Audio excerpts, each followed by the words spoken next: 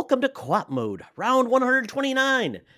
This is the official video game podcast of Secret Friends Unite. I'm one of your hosts, Todd Oxtra from beautiful Savage, Minnesota, where we barely have a little bit of snow on the ground, but not much. Joined by Mark, the Canadian Carabin. How are you doing, bud? I am great. No snow here either. I apologize, though, if the wind is ridiculous. It's trying to blow my door off the hinges. It's crazy today. So no snow, but tons of wind and rain. Gotta love it. It's that time of the year. It's so festive. The wind and the rain. We are joined tonight by a man who has not been back on this podcast in almost 4 years. That's Mr. Matthew Kiehl. Matt, how are you doing, man? I have been sitting in this seat waiting to come back on this show. It's like that skit on SNL. The bed sores are You're Lindsey Buckingham, man. We don't have time for you tonight.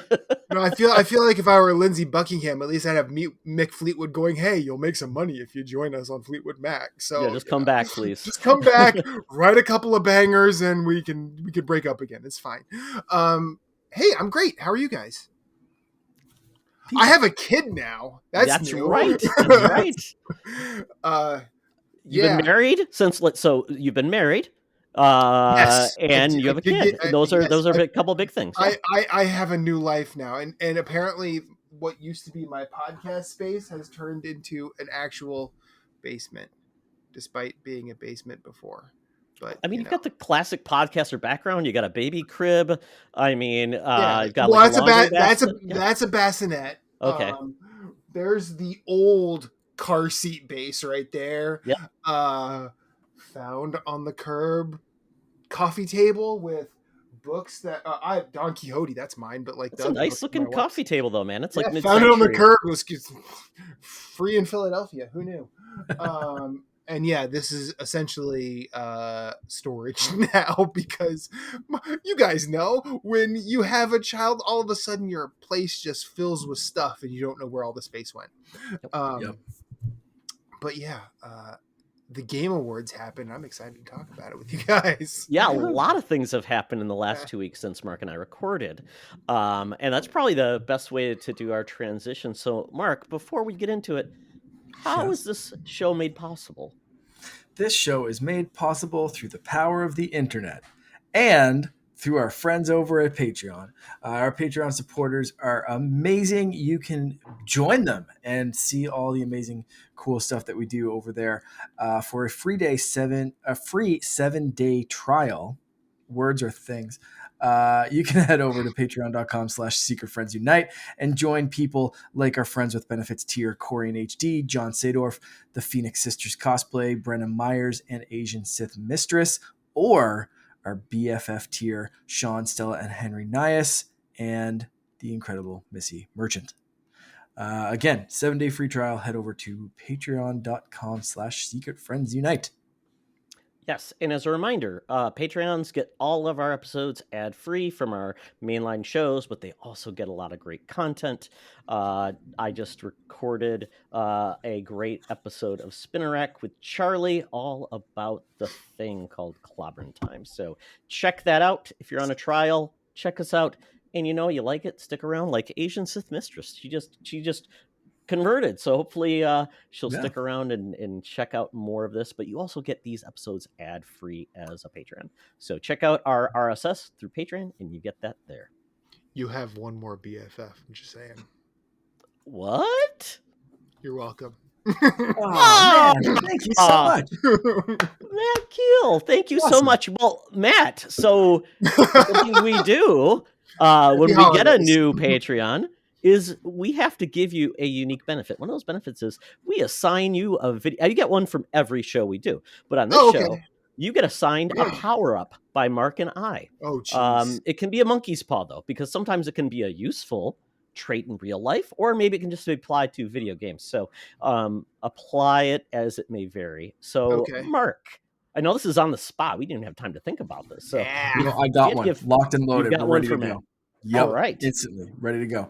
Awesome. Matt can henceforth, because I know how crazy it is being a new dad and having a little one who's, especially once they start to learn to crawl and they can get into some shenanigans, online gaming becomes an issue because unless they're passed out asleep, and even sometimes when they're passed out asleep and shit goes sideways very quickly, you need a pause function, but not just any pause function, an ultimate pause function.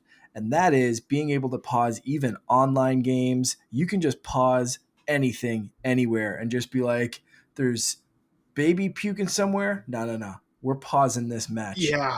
Oh man, I think That's it. you know what? That's a win. That's a win. Yeah. Yes. I cannot wait to walk upstairs and tell my wife. Mark Yeah. said That's I can pause things now. So, yeah. Honey, I I'm pushed just the super pause pause. button. I I pushed push the the pause pause button. button. Sleep for as long as you like. It'll be fine.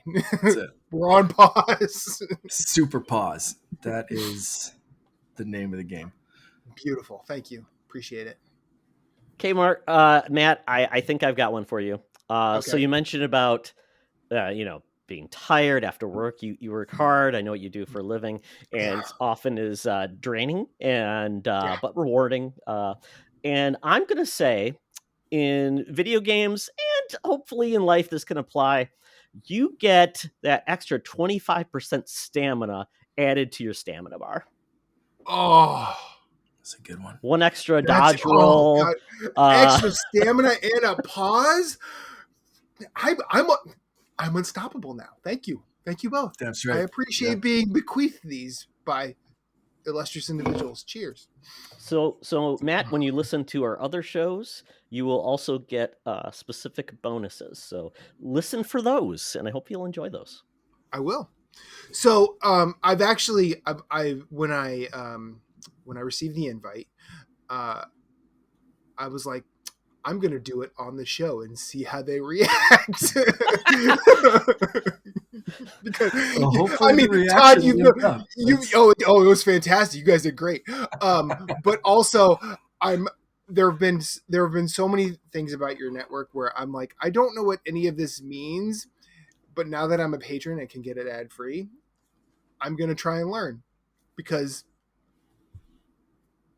I like to learn things, despite being having no energy and no pause button apparently. But yeah, so I'm excited to learn about everything you guys do.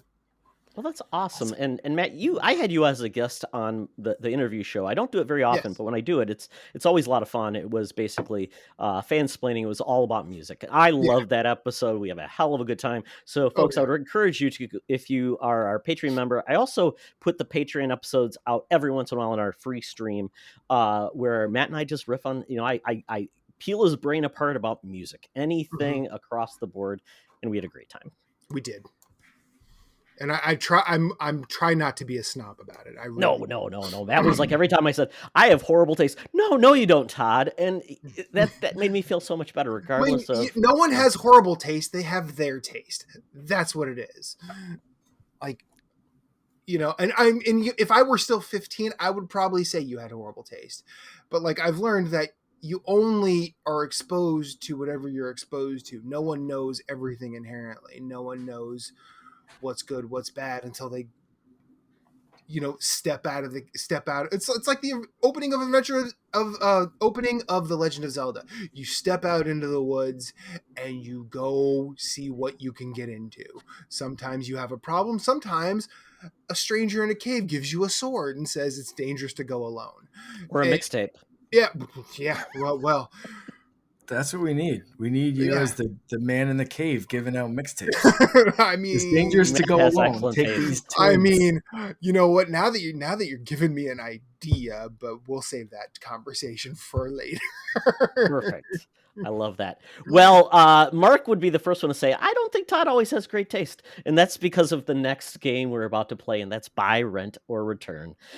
Sometimes I'm naughty, sometimes I'm nice, just like the holidays. This week, though, I'm letting you gentlemen choose to be naughty or nice with Buy, Rent, Return with Holiday Mascots. I was trying to figure out who I wanted to pick for the mascots. I went back and forth, and I thought this is probably a good round robin of the usual favorites plus something a little bit newer, and I picked Rudolph, the Grinch, and Elf. Now, the first question when I told my family about this, they said, "Which Grinch?" So I'm like, "Oh crap!" Which is the right question. That's the right question. I'm leaving it up to the person, because the one I've got is Jim Carrey, but there's been an what do you call Bandersnatch Cumberbun? Is that what you call him? He was an animated Grinch, the last version. You mean There was a Benedict DreamWorks Cumberbatch? film. Is that what you're talking about? Well, was it? No, it was an animated film. It was CGI, and he was the lead. So Benedict Cumberbatch played the Grinch. I was today years old when I learned about that, and I automatically think that's probably the best one. But I never saw it, but it seemed Same. pretty good in the trailers. Okay.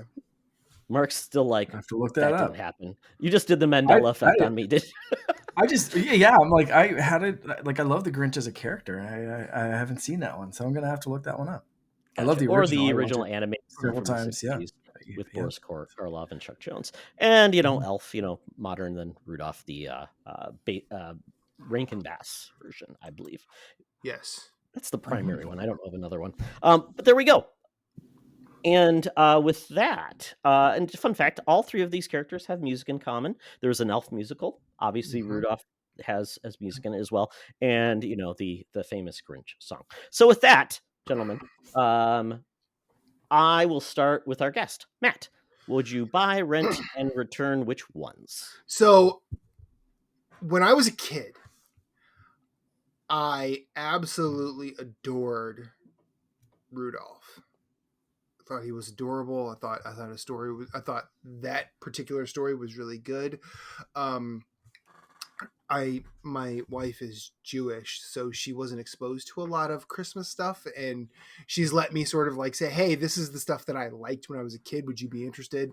And I got to share that with her, and both of us came away from Rudolph going, "Man, that was some bullshit." So Rudolph can get returned. Like I'm not gonna knock the childhood joy of the song or anything like that, but that film sucks. I will rent Elf, and I will buy the Grinch, because the Grinch is, I'll say this, the animated Grinch from, what is it, the 60s or the 70s? The Dr. Seuss Grinch. It's late 60s, I believe. So that's essential holiday watching, IMO. I actually like the Jim Carrey Grinch. I didn't like it at first. Like the first time I saw it, I'm like, but also I was probably, nostalgia colored goggles, where like it's not the one that I know, so it's not the one that I want. But coming to it, later, you're like, oh wait a minute, this is actually kind of interesting.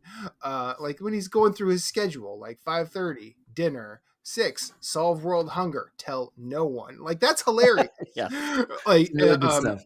and then you can rent Elf for the holidays, because Will Ferrell absolutely nails that character so well. And if the enthusiasm that Elf has for life isn't somewhat infectious during the holidays, check your pulse. Just saying. I saw another great clip from the Grinch of a thing like the Jim Carrey version when he pulls the tablecloth off the table. All the stuff was supposed to fall over, but it didn't. Like he actually did the trick properly. So then he kind of walks off frame for a second, then comes back in and just messes everything up and flips the table. Completely ad-libbed on the spot. 100%. Amazing. Yeah. Yeah. Flawless victory, IMO. Yeah. The few movies I saw on Thanksgiving Day, I saw The Grinch. Rarely go to see a movie on that day, but I did. Not sure why, but loved it. All right, Mark. I'm similarly going to return Rudolph without even a moment's hesitation for this one. It's fine when you're a kid, but it doesn't really hold up like to the extent of the other two. Like it's not, it's fine for kids, but like no real adult appeal, right? Like it's just a regular kind of kids show. It's fine, I whatever. mean, the best use of that IP is in Robot Chicken when they're talking about how the abominable snowman, a condom of cocaine burst in his intestines and he went crazy. Like it's Yeah, it there's a doesn't lot of great parodies. exactly. Mad TV did Raging Rudolph, where it was like Raging Yeah, Bull. yeah, It's like great. Yeah, there's a lot of stuff to like about it, but yeah, it doesn't like compared to these other two. Nah, yeah, return straight up. Yeah. Um, I'm going to rent the Grinch just to be different. Honestly, these two are a toss up for me, but like there's a specific reason why I'm going to rent the Grinch, and that is because in my everyday life, all throughout the year, when I know who's calling me, I will regularly answer the phone one of two ways, and that is Mark's raccoon hats and eye patches. How can we help you? And the second one is Buddy the Elf. What's your favorite color? Those are my two default. If you call me on the phone and I know your number or I see your contact come up, wow. that's how I'm answering the phone. So it doesn't matter the time of year. Buddy the Elf, what's your favorite color is coming out of my mouth. Doesn't matter if I'm home, at work. I Doesn't think matter. I just want your phone number so I can call, hear that, and then just Which one hang is up. it? I'm like, yeah, like I'm just like, oh, how's Mark answering today? Awesome, cool. Let's go do some So X-ray. that is. I'll give him my phone number. Go get it. Let's do this. How much Um, is it to call Canada these days? I have no idea. No idea, For but that probably kind not of too much if you serotonin, just I do don't it give down a and shit. hang up. Yeah, that's all. So that's why I have a stuffed Grinch plushie from when I was a kid that Finn now carries around. My son carries around for the holidays and loves it. And the Grinch has always been one of my favorite Christmas characters, right up until he returns the presents to all those happy idiots. It's great. I'm just joking. No, I mean, if you want to be, No, let's stop. be You have a cynical. point. They're going to be happy regardless because clearly they were. Yeah. I just want to know what the people in Whoville are on because they should share. All the good things. But Elf is so good, and Will Ferrell committed 100% of himself to being that goofy, and it's such a great Mhm. movie and such a great character. And yeah, Buddy the Elf. What's your favorite color? I love it. Todd. The real answer, they are on Who Hash, as we know. Yeah, right. They say it right in there. So it's all I there do for you see to it pick right in this. apart. Yeah. Ugh. Yeah, many levels with that Dr. Seuss. Who knew? Didn't even Yeah, hesitate to throw Cindy it in Lou, there. who knew? Mhm. Yes, we could go all day. There we go. So you know what? You guys are hurting my heart about Rudolph because and you know what? My family felt the same way. So you guys are all on the same page of just, your hearts I'm looking at right now through the telescope, they're all two sizes too small. About Rudolph. But I do love Rudolph. I can sing the songs. I can do uh uh I can do some of the voices, which I love. It's an abominable. Oh no, I can't. Oh god, I'm throwing it off. I made that Hermie doesn't want to be a dentist. I Uh, mean, he it's like wants a to be a bird in dentist. flight. I fucking love That this. was horrible. I'll take it all back. Sorry. This is the rest of the show, by the way. You have to do Yes. voices. I'm For the doing entire voices and they're episode. going to be very horrible. Yeah. Don't ask me to do an accent because that'll go wrong and offend many people. So I will say, I will also return Rudolph because it is it, it is for a younger crowd and there's Yeah. nostalgia, but that nostalgia is pretty thin these days, Mhm. Yeah. which is fine. Now I would say that The Grinch would probably be my rent because that's not a movie I can watch all the time where I feel like I need a break from it, but it's always fun to revisit, just like Yeah. cartoon. And I do enjoy The Grinch. I think that's one of Jim Carrey's best roles. Just love the movie, also love the story, basically bringing someone's redemption tale, and we always love that. So that is, and quite honestly, I believe my sister was in tears because she thought she was so mad at the Grinch hurting the little dog and being mean to the Mm. dog, so it made her cry as a kid. So That's Yep. good to have your older sister cry, which is good. And then lastly, Elf. Great performance, great movie. It's timeless, and the movie taught me that narwhals do exist. I didn't think they were real. I thought they were a fantasy creature. Okay. Bye, buddy. See, now I didn't hear about narwhals until I was in like my late 20s. I'd never heard of a narwhal, and Wow. I think it was actually I might have been in my 30s. Never mind. There was a video game that came out. We'll bring this back to the subject of the Starwall? show.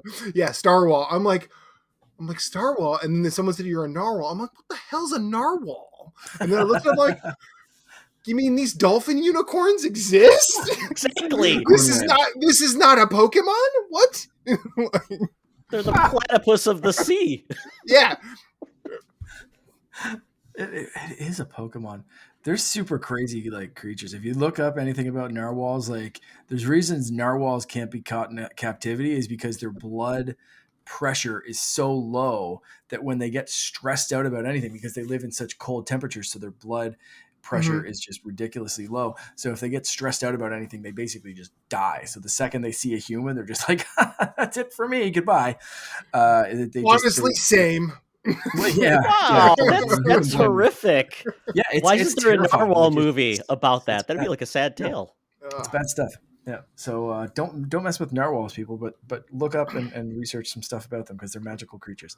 So fun fact, actually, it's so unicorns didn't go on the ark. They actually just went back to the sea, and that's how we have narwhals. Yeah. Science facts. Win. Yeah. Survival All of a of the sudden, Bill unfittest. Nye out of nowhere. Well, actually, Who are you gonna trust, me Yeah. or Bill Nye? Come on, guys. yeah. Yeah.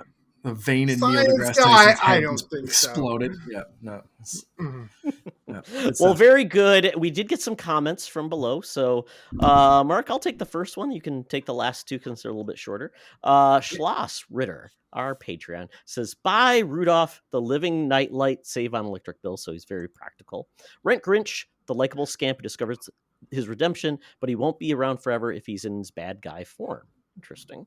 Return Elf, just because I've never gotten around to watching it, and the segments I've seen don't seem that groundbreaking. Like how everyone says they are. Oh, that's interesting. It's like that hype that doesn't deliver because you've raised it to a bar that can't meet. Yeah. Interesting. All right. So I'll take the next two. We got the Gaming Together podcast at Gaming Together Pod. Look them up on X. I'm guessing is where you stole these from. Yeah. Yep. Okay. Cool. So they are going to buy Grinch, rent Elf, and return Rudolph. Very similar, reasonable choices, I'm sure. And Edward Varnell at that retro code, buying Rudolph with no explanation. Renting Grinch and returning Elf. I'm very curious if the explanations why are similar and mirror that of Slosh, but interesting choices there, fellas. That's Ed is always a conundrum. He is always the one that's like, Ed zigs when others zag. Yep, for sure. Well, very good. If you enjoyed this, wait another couple weeks. You'll get another one I'm sure you're going to enjoy and might break apart families. See how that goes. With that, we're talking about what we've been gaming. It's been kind of crazy because last time we podcasted, was it right after Thanksgiving, Mark, in the US? Yeah. Okay, so hopefully everybody's had a little bit of time to catch up on their gaming. Matt, what have you been gaming? So I have very little time to play games. I have very little time to learn a new game. However, I have been playing. I've been continuing my multi-year journey at this point through Monster Hunter Rise Sunbreak, and I'm now doing it on a third platform, just because it's something I know. It's something I could just sit down and do. I love that game very much, and Monster Hunter World sort of brought me into the series, and Monster Hunter Rise has made this a thing that'll forever be on my radar. Also, on my commute and my brief time before and after work, I have a Steam Deck, and I have been playing uh, a sim game called Two Point Campus. Hmm. It is a we are all dads. I don't know what the opinion of both you and Mark is on dad jokes, but Two Point Campus is so pun filled that it just warms my heart just seeing those little characters Nice. wander around. You kind of have to search for it, but sometimes it's just right on the face because on the campus I'm working on now, there's night school, but it's not PM school. It's KNIGHT Oh, school. Yes. I need to There- get this. That's a Switch and PC, right? That's it's I Switch. available. think it's It's on everything. it's Game Pass, I It's believe, on isn't it? everything. Is it? It's on Okay. everything. Yeah. Beautiful. Also, there's a DLC that I cannot wait to engage with called School Spirits, and it's ghosts. So, Ah, so well Yes, played. now this is the stuff. this is from the folks that made Two Point Hospital a year or two ago, which I guess are some of the folks who were responsible for the Theme Hospital series way Oh, back okay. when. And just to dab this pun filled pastry with some more puns. In Theme Hospital, people come in with light bulbs for heads because they are lightheaded. Oh, fantastic. And I don't remember. There was a reason people came in looking like Freddie Mercury in the gold jacket, but I don't remember what that was. I kind of want to say it's being dramatic, but Were they there under pressure? maybe that's it. Maybe You don't that's know. it. Maybe that's it. But my point is, Not the hot series, blooded. Check it and see. Is there another yeah, like like medical they're pun? Blood yeah, pressure, under pressure, blood under pressure. pressure like Oh that. god. I don't remember what it was, but like when I saw that originally, I'm like, when I get a PC, I will play that. And then now that I looked, I saw the two when I got my Steam Deck, and one of them was on sale, one of them wasn't. And also, I don't think Two Point Hospital is it's not deck verified, but it's playable. Um, so I started Two Point Campus, and it's so good. Uh, Despite being a sim game where you're kind of just spinning pots and holding them in the air, like a sim game, watching all of it happen.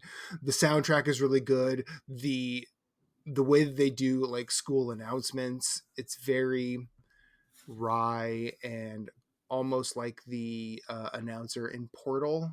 Like they almost Mm. always have a subtext to it that is very sarcastic, and it's very wonderful. So I would recommend both of those things. So I'm trying to envision my mind because a hospital it runs those type of things. When with a university, is it like you're trying to do a whole school year? Is it you're Yeah, trying to build a campus and build you expand it? Do you want to so like a graduation rate? Do you want to like all of that happens. okay? So you build a campus. You are given one class to start at that campus. Like I think the first campus starts you with a class called Scientography, which I think that's hilarious. Then you can add a second class to that first one called Virtual Normality.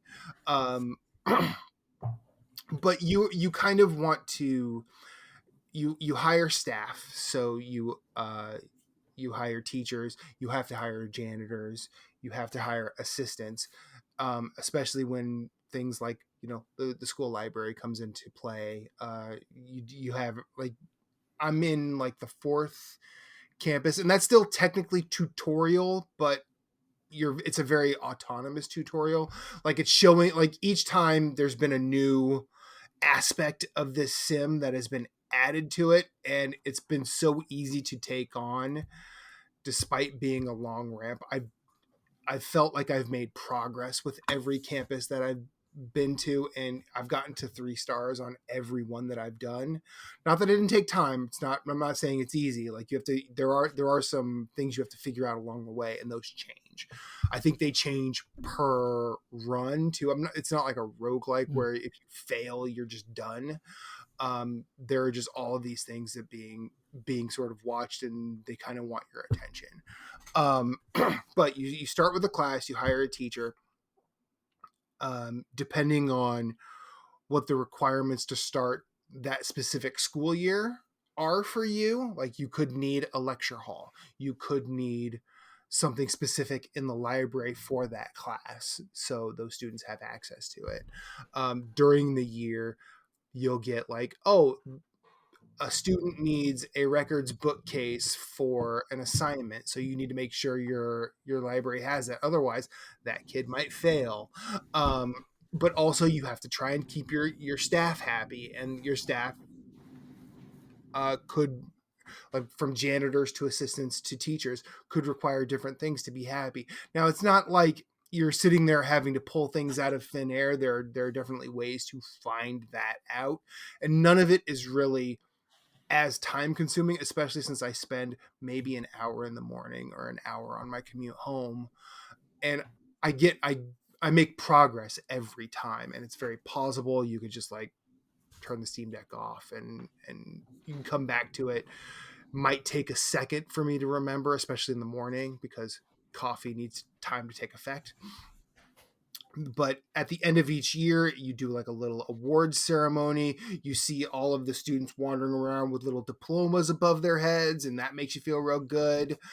And yeah, this game is absolutely something special to me. I don't know if it's like a great sim game, but, and I don't know that because I'm just not ingrained in that space. I saw a sim game full of puns, and I'm like, that's me, and tried it, and I'm having an absolute blast with it.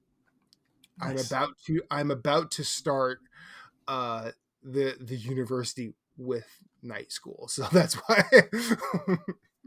So I think one of the university's emphasis is cooking, both savory and sweet, and that's kind of fun to watch. I just got done with building robots at one. Like it's really it's kind of wild. Like if I say Aardman animation, does that ring true for you guys? You guys Oh know yeah. the characters kind of look that way. So realism is not necessarily the name of the game, but you will have a time, and I'll bet you that time is more good than bad. Matt, I looked it up, and so there are like 3 expansions. So you said Yeah. School Spirits already. There's Mhm. a medical school and a Yes. space academy, Yeah. which is so it's got aliens, Mark. Ooh, I like this. Crazy. Yeah. Sounds pretty good. It's Nice. real fun. It's real Very, fun. very cool. Love it. Love it. Love it. Love it. Very cool, Mark. I see what you're going to talk about. I'm very curious about all this. Yeah. All right. So really the only thing I've been playing, I dabbled back into Rocket League, but that's because of something I'm about to talk about. So that's really been all I've been really focusing on is Fortnite. So Fortnite, the last time we talked about an upcoming event, and that event has happened. It ended the OG season, and we've got a new chapter, a new season, and a whole bunch of new stuff. This is almost feels like Fortnite 2.0. Like it feels very new, Mm-hmm. very much expanded, very like a bigger scope kind of all over. So Fortnite, the new season is a brand new island, some new mechanics, some good, some bad. They kind of like nerfed the crawling speed and the running and walking speed. So the game kind of felt slower, but the storm moved quicker. So people, including myself, were like dying very quickly in the storm. But Epic, as they usually do, has been listening to fans, tweaking stuff, and like putting out patches pretty quickly.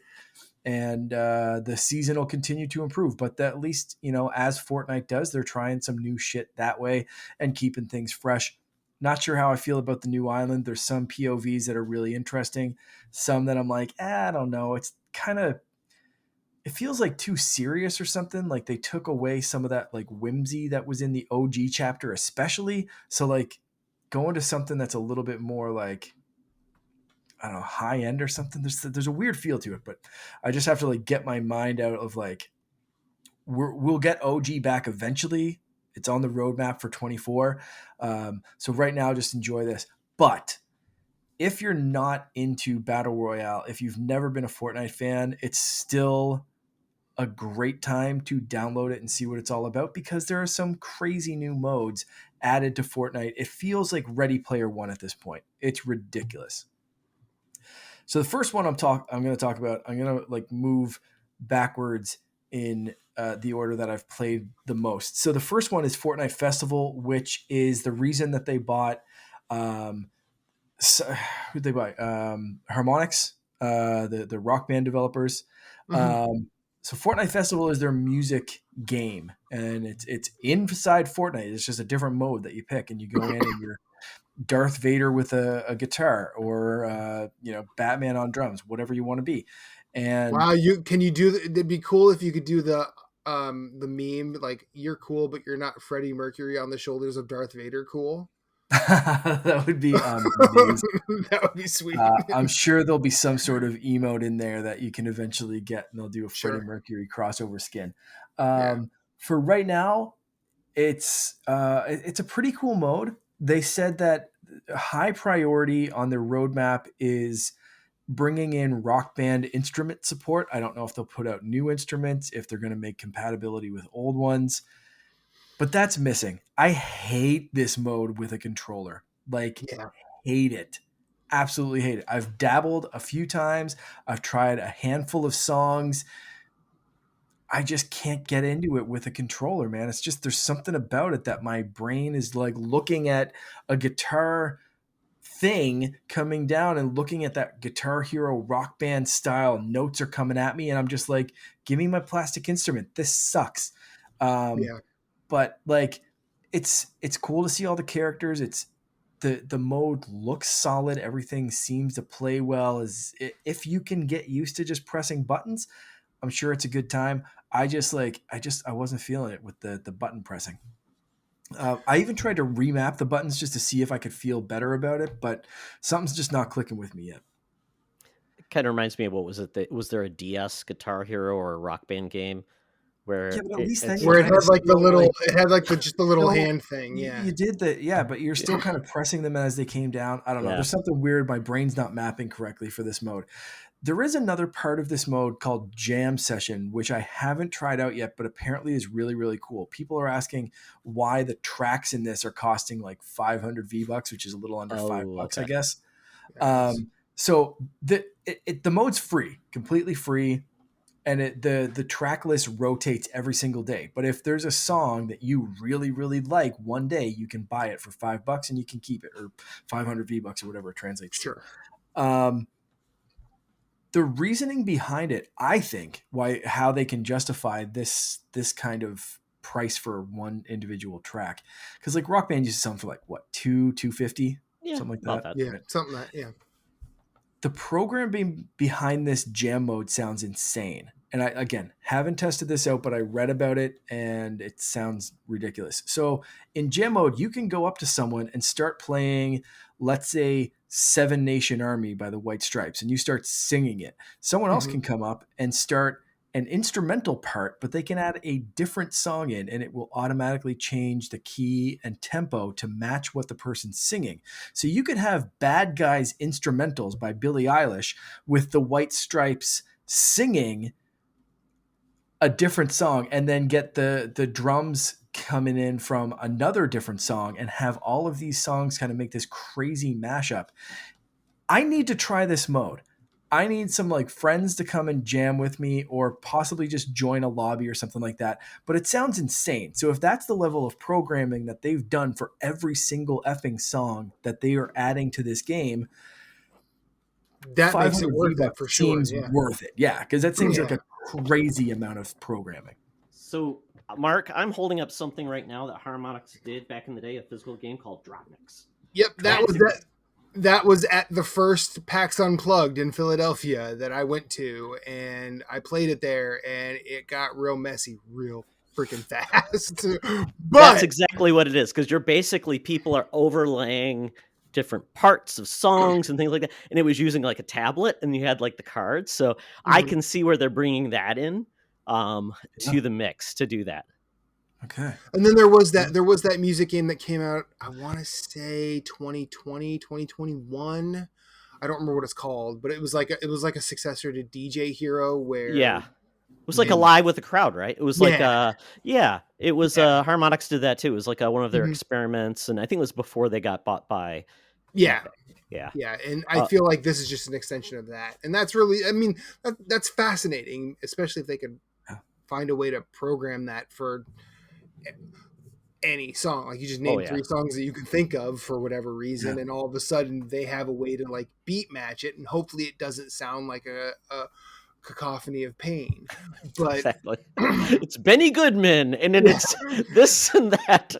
Did you know that Sing Sing Sing syncs up with Disturb's whatever song right off the bat? Exactly. Yeah. Neither did we, but hey, this AI figured it With out, and Barbie now all Girl of a sudden, and perfect. Aqua, never sounded better. Mark, one question I have is now there's yeah. OMC's How Bizarre from the '90s. Do you remember that? I Doo-doo-doo. don't Yeah.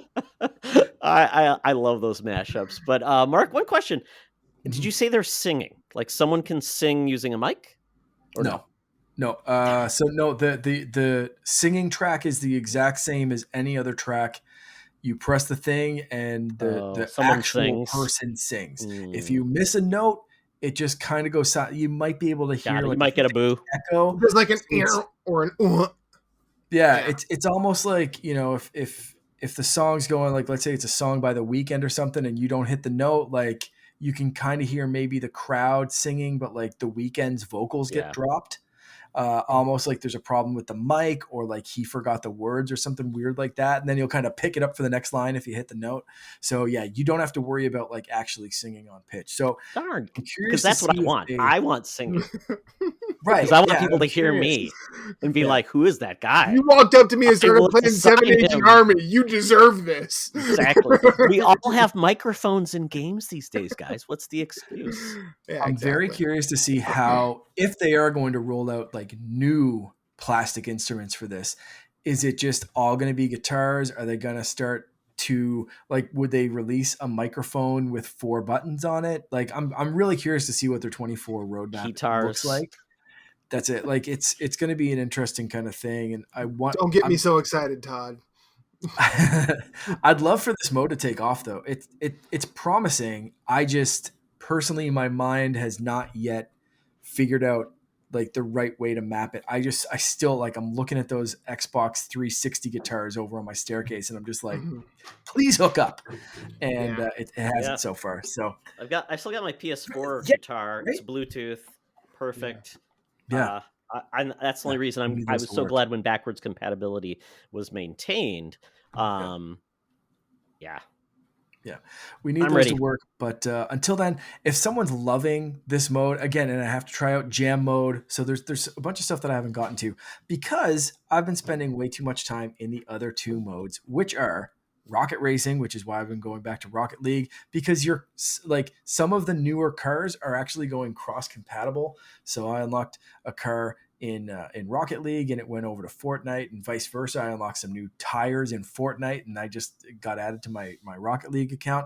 So this is a super competent racing game inside Fortnite. It's crazy. I was Bumblebee, the Transformer, the other day, and I was racing inside a car. So it was weird to put Bumblebee inside a race car, but it works for some reason.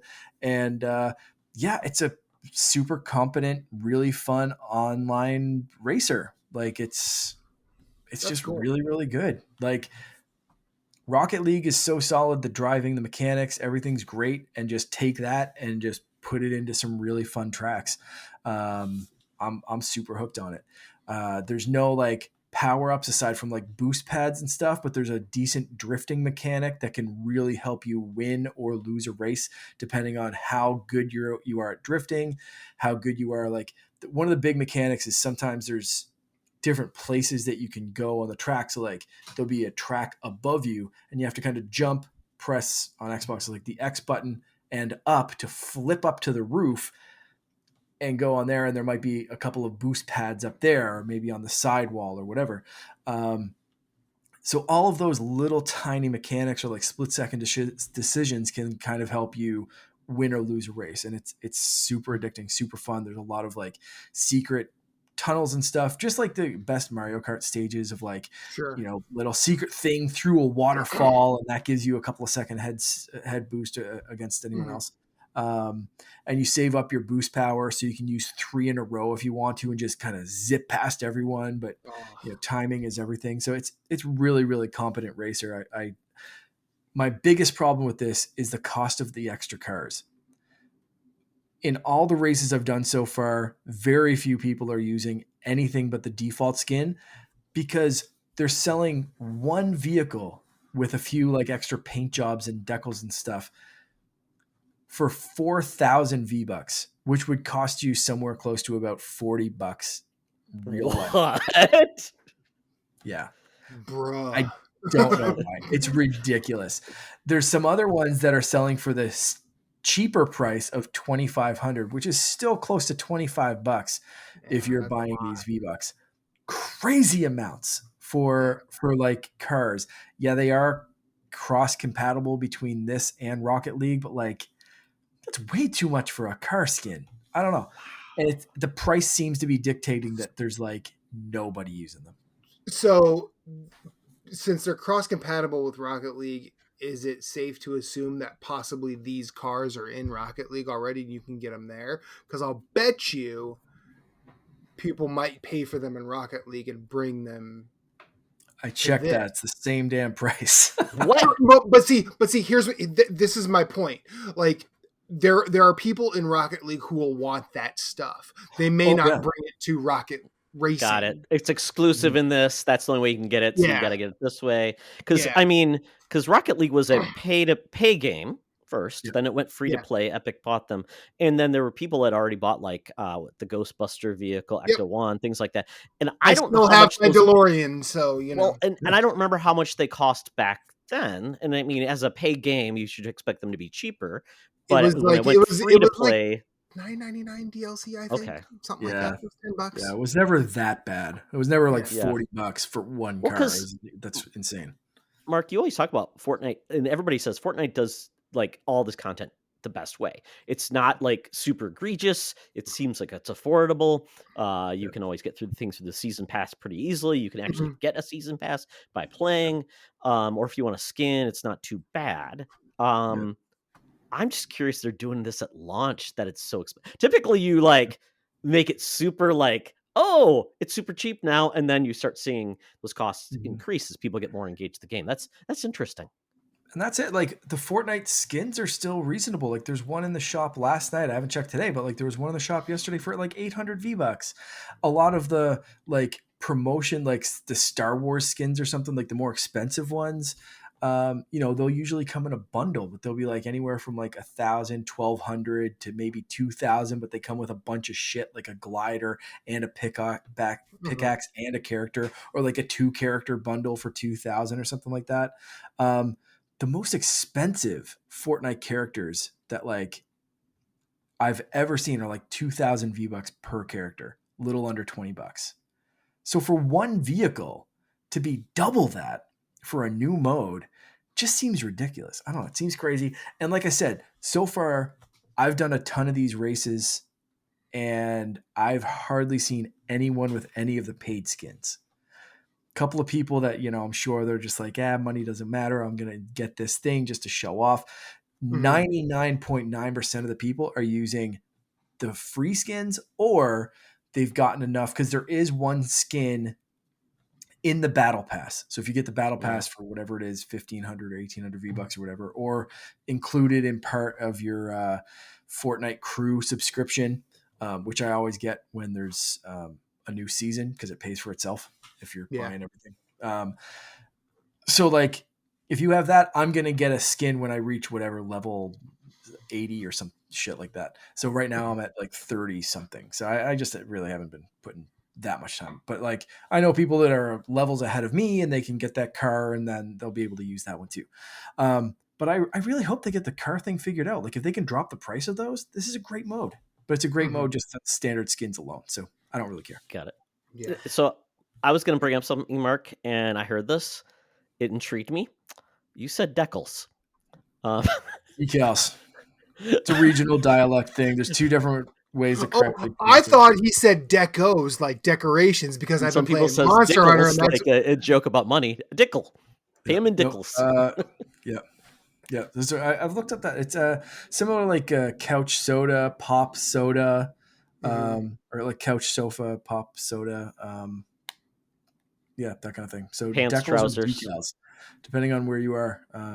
shoes, I got trainers. called on that from someone. I forgot what the person lived, and they were like, "It's decals." I was like, "I don't know." Everyone always said decals. Anyway, yeah. There's Sorry. I things just that you feel can like, find. Yeah, that's fine. I'm sure people listening were like, "What the fuck did he just say?" Pardon my French. Sorry, Henry. The oh, last that's mode. French. It's French, and that's the French pronunciation of the word too. Yeah. The last mode, super addicting, super cool, is Lego Fortnite. They have brought 1,200 Fortnite skins into the mix here and turned them into Lego versions. It is insane. Most of the Star Wars characters are there.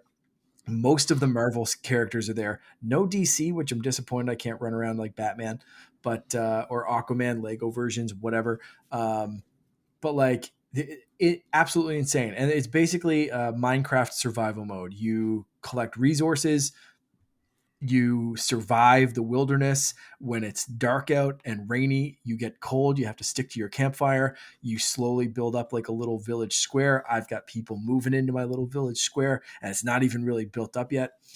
I can't wait to play more of this mode. I've got some friends that have said they're going to try it. I was talking to them this morning, and the like the friends that I've played Minecraft with. So like this mode seems like it's going to be the one to bring in new people. So far, like I don't think Young Festival or people. Rocket Racing are that, just because of the instruments not being a thing. I think is going to keep people away from Festival. The pricing of vehicles, I think, is going to keep people away from Rocket Racing. Lego, zero barrier to entry. The characters you already have work. The characters that you buy in the future are all going to work. Every single thing in the battle pass works in Lego mode this time. That's Everything. So dope. like it's just built in compatibility. It's free barrier entry. Download Fortnite right now for the first time and you have entrance to this full mode. The map is like ridiculous, like 100 times bigger than the battle royale map or some crazy crap like that. It It's needs to be it though. I think it. Yeah, I think it definitely insane. needs to be for that. Yeah. Yeah. Yeah, it's insane. That's all I have to say. So if you're looking to play, hit me up because I want to put more time into this mode. Um, I've been putting a lot into the racing mode just because I like racing games. But like as soon as I only fired Lego up the last couple of days, and I've only put maybe an hour combined into it, if that. But like I'm already itching to go back, and like the other modes are very quickly going to be left behind because Lego just seems super addicting. When I saw that happening, I'm like, this can't just be Lego Fortnite. And then it was, and I was like, they actually just did that. But kind of, but there's no battle royale so far. I Right? don't Yeah. even have I mean, a gun. I crafted myself a sword, and that's what I'm using to fight like wolves and spiders and shit that attacks me. yeah. I think Um, I was like, I was in just a group chat, and I'm sitting here like, oh, is this really just Lego Fortnite? I'm like, oh, it's Lego Minecraft. That's what this is. And Yep. then that's I'm it. like, Lego Fortnite. I'm like, they changed Saves the World mode to Lego. Like, all right, fine. That sounds like a better. Yeah, That yeah. sounds like Yeah. a better idea. I mean, Back to its original roots. I don't know. I Yeah. don't know if Saves the World still exists anymore, but It does. Yeah, oh, it does. Okay, good. yep, yep. But yeah, Um, I think that's a wild idea, and I'll save a lot of this for later. But it's one of the things I have thought about in terms of post Game Awards mm, thoughts. So It, yeah. it's just crazy that when I heard Lego was doing this, partnering with Minecraft, $1 billion, and all of these things. I'm like, okay, what does that really mean? And I'm like, it means a lot because it essentially is the um, uh, not the multiverse, it's the metaverse, where Metaverse, all the yeah. characters play, and that's what Lego does. They play in all those worlds. And the only reservation I am worried about, and this is more for Charlie than me, is we haven't heard anything about a new like base Lego game. Are they done with that? And it's like this is where their focus will be with Lego? Because if it I is, don't that's think kind of so. scary. I hope it's not. No, I think we'll still get like the WB proper Lego games. I think this is a long-term collaboration.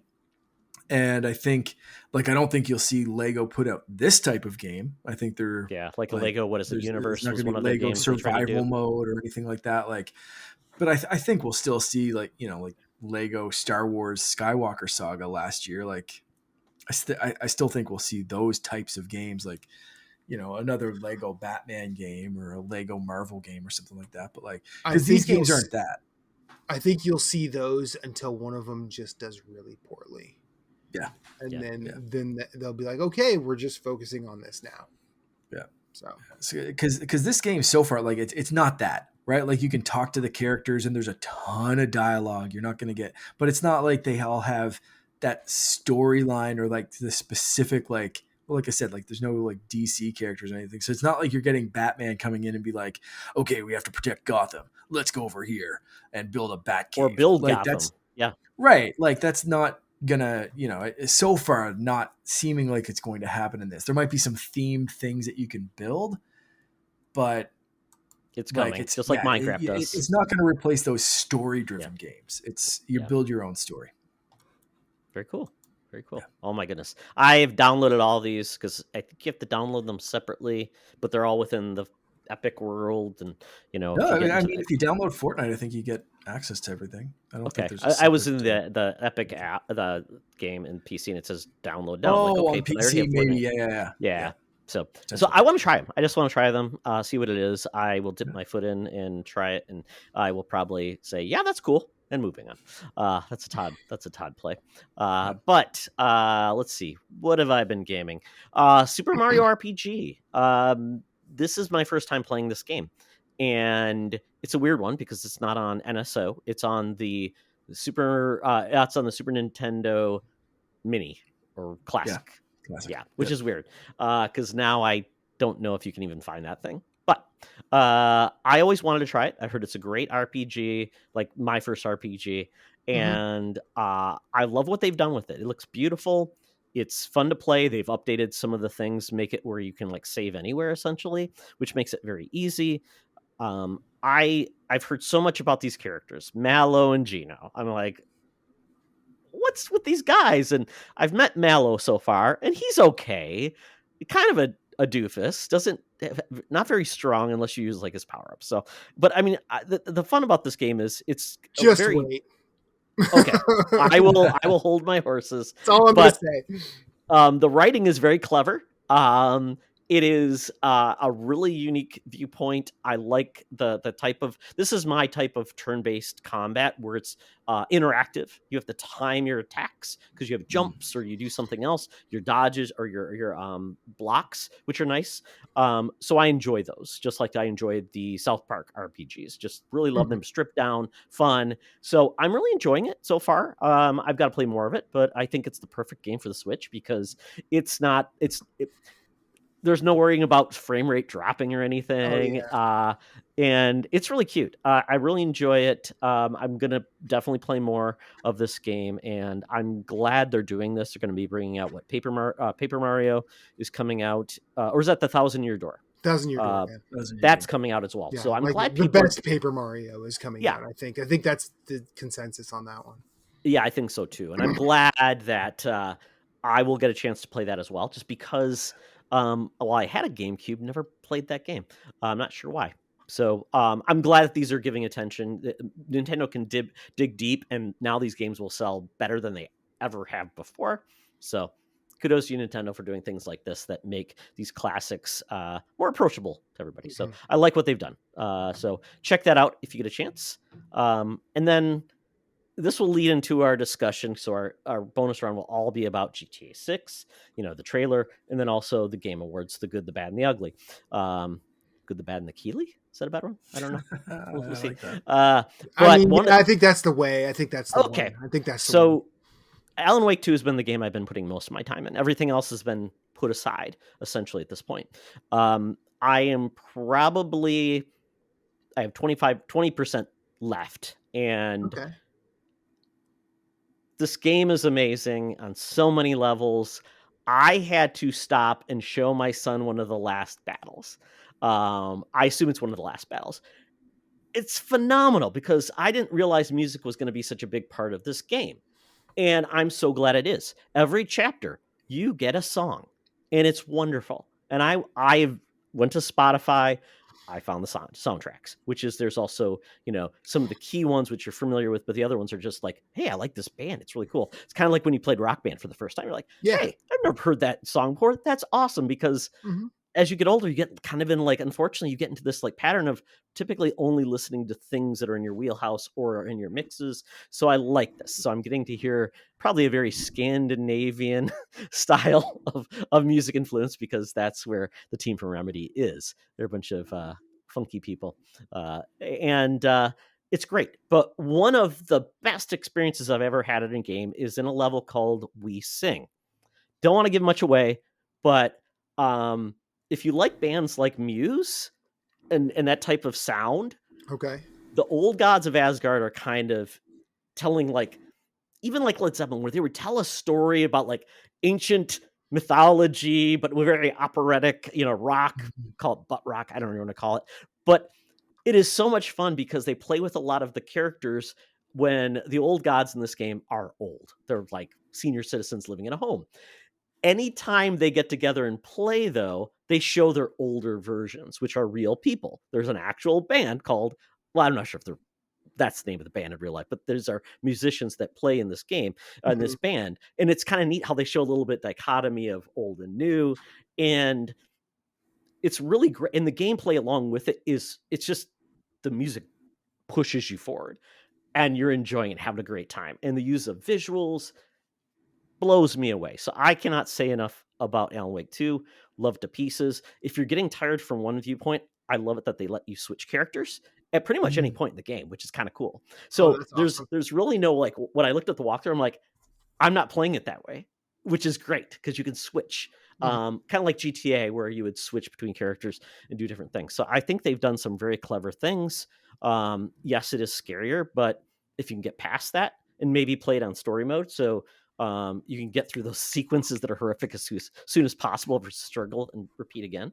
And yeah, I'm loving it. But yeah, I'll talk about one of my favorite events of the Game Awards that will tie into Alan Wake 2. So I love it. And I just got the Avatar game, which is essentially Far Cry cross Avatar from Ubisoft. I just got on Saturday. Haven't had a chance to put it in, but I've got on Series X from Gamefly. I'm really excited to give that one a try too. And that's probably my last game I will get this year.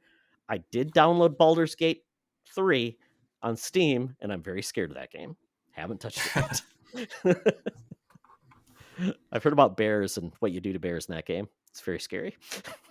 Yep. Very interesting. Am I right? Very interesting. Yeah. As they would say. Thank you very much for that, Matt. So that is it, what we've been gaming. So now, for those of you who do get ads, here's an ad from our sponsor. So now it's time for the bonus round. My goodness, gentlemen. I keep thinking we're never going to have busy period. There's going to be lulls in gaming, and we did not have that. GTA 6 tried to plan a trailer for a specific date and time. Yep. That did not happen. Nope. Apparently a Crypto King guy put out the trailer with a crypto ad, but nobody could figure out what the ad was actually for. So it's like, okay, that was a fail because I don't even know how to buy your Crypto man doesn't know how to market. Am I right? Oh, Crypto Bros did not work well. So they dropped a really crappy trailer. I'm not sure how they got it. It wasn't high quality. So Rockstar said, okay, here it is. And screwed up the media because the media's like, we aren't ready for this. And go. So did everybody get a chance to watch the GTA 6 trailer? Yes. Yeah. So I will give you a little bit of background on myself on GTA. I have barely ever dipped my toe into those games. Played a little bit of 3, played a little bit of Vice City. I think I played a little bit of 4 and 5. So I've never really gotten the whole experience. I'm not sure why. Maybe because I'm a nice guy. I don't want to kill people. I don't know, but I kill people in the game. So I can't even explain that like logic thought. So, but this game dropped. It's been 12 years, 13. Yeah. So it's been 10 years since the last GTA officially dropped. Online came out a year after that. So that's where we're at. 3 generations of consoles with one game. So this game is taking place in essentially a very similar environment to Vice City. I can't remember what the name of the town is, but it's in Florida. Yeah. Or Florida inspired. Is it not Miami Vice inspired. City? Is it not No, Vice they City? they gave it a new name. Oh, okay, I missed that. And I don't know if it's more of a county rather than city. Yeah, I think I was just looking at it going, "Oh, this is just Vice City." But, Okay, cool. well, Vice City's part of it, but there is, Todd, you're right. It's like a larger area, I think, and I can't remember what it's called. Because I think it shows the Everglades. They said it's supposed to be Miami or but just think of that whole South Florida experience. Everglades, probably Key West, the Keys, all of those things. And the trailer's great because they are fully embracing Florida culture. My sister lives in Tampa Bay. Florida man's there. I laughed because there's a guy named, he's got a name. He's the Florida Joker. And he essentially was in prison. They had his mug shot. He's got like face tattoos. Now he's suing Rockstar for like $2 million because he's saying they stole his life. The open world state of Leonida is where this, and that includes Vice City, which is the fictional version of Miami. So the sister of Leonidas from 300. Yeah. So this is Miami. Exactly. Welcome to Miami. Will Smith will be there. Oh, jeez, that's you even will better. Love it. You'll love it. It's going to be fantastic. Pitbull is like on every radio station. Mr. Worldwide. We are on this game. You know, everybody will be there. But it's funny because it's going full into that culture experience. But the main focus on this game, it'll be a female protagonist with her significant other, and it's kind of like a Bonnie and Clyde type experience, which we've never gotten in GTA. And it does sound like there is going to be a lot of drama with that relationship, and kind of that's it. And I'm not one of those guys that it's a 90-second trailer, so I didn't look at everything and like, oh, they're going to do this and they're going to do that. I don't know. I just got it from a theme and a feel. So that's. I am curious how it goes, although I would say Florida, I would say it doesn't have a lot of diverse geography except for the coast. And if you get into like the Everglades, it doesn't have like huge mountains. It doesn't get different weather. It's hot and muggy. I'm the curious. Nice thing about doing a fictional version of a state is you can add those extra little bits. You could add a mountainous region and people are like, there's no mountains in Florida. Well, this is Leonida or whatever the hell I just said. Like it's, Mount Leonida. You can add some shit that's like not actually in the real life state. And that's why it's fun to have a little bit of liberty with GTA locales. Oh, Liberty City Tales? There we go. So they can play around with it. I'm sure you meant it'll to be do that. Absolutely, that was planned. I'll take credit for that one. Yeah, exactly. GTA is usually a fun place to drive around. Like even if it's based on a real city, like or a real location, like there's usually some extra little bits thrown in to make it interesting. And that's one of the great things about GTA is they all feel interesting. They all feel alive. They feel kind of real, but like also really fantasy as well. So I have no doubt that they'll hit the right mix with this one to make it kind of like, it's like an amped up on crack version of Florida. That's like just everything's just exaggerated and crazy. Is that possible? And then Florida's going to look at that and go, challenge accepted. Exactly. Hold I did see I did see that there is actually someone saw this and there's a map leak, and it's going to include an amusement park, which is perfect for Florida. It's called Fred's Fun World. It's got Savage World, Castle World, Quincy World, Spook World, and Next World. And like it's got a picture of a guy Jeez. that kind of looks like a discount Walt Disney. Fantastic. Amazing. That's a cool wrinkle. The latest Florida How Man racist they're gonna make it. headline. Oh god. Well, did you see the Florida man where he's in the rain thing holding up the flag with the mullet? He's in there. So I'm a big fan of the Hitman games, and whenever you say Florida Man, I think of the Florida Man that's in that game, that's in that series. Which, if you guys want, you should take a moment and Google at your leisure, because it's actually kind of worth your time. All I right. hope we have pet gators in this game. Well, did you see the latest Florida Man like news bit that came out just a couple of days ago? Was Florida Man gets arrested for hand feeding a gator, and his defense was he's a nice gator and he just loves bagels, but apparently it's illegal to feed the gators in Florida, so the guy got arrested. One of the first ones, I'm like, you know what, just let him go. There's Yeah, worse like- stuff. Stop worrying about this. Um, Guy's just feeding his pet gator. Yeah, I feel like that misuse of resources, we can call that. Right? There's got to be worse things to worry about in Florida. who had to pass that law? I mean, is it not anyone with self-preservation skills to think I shouldn't do that? This gator loves bagels. You know what? But then again, I'm gonna say this: you keep the gators fed, they might not be looking at you as a meal. So That's it. Mm-hmm. And this guy apparently went through the paces to find out, like, donuts, gator not a big fan. Is it just foods with holes in them? Did he try a slice of pizza? I don't know. I want this guy's life to be a movie.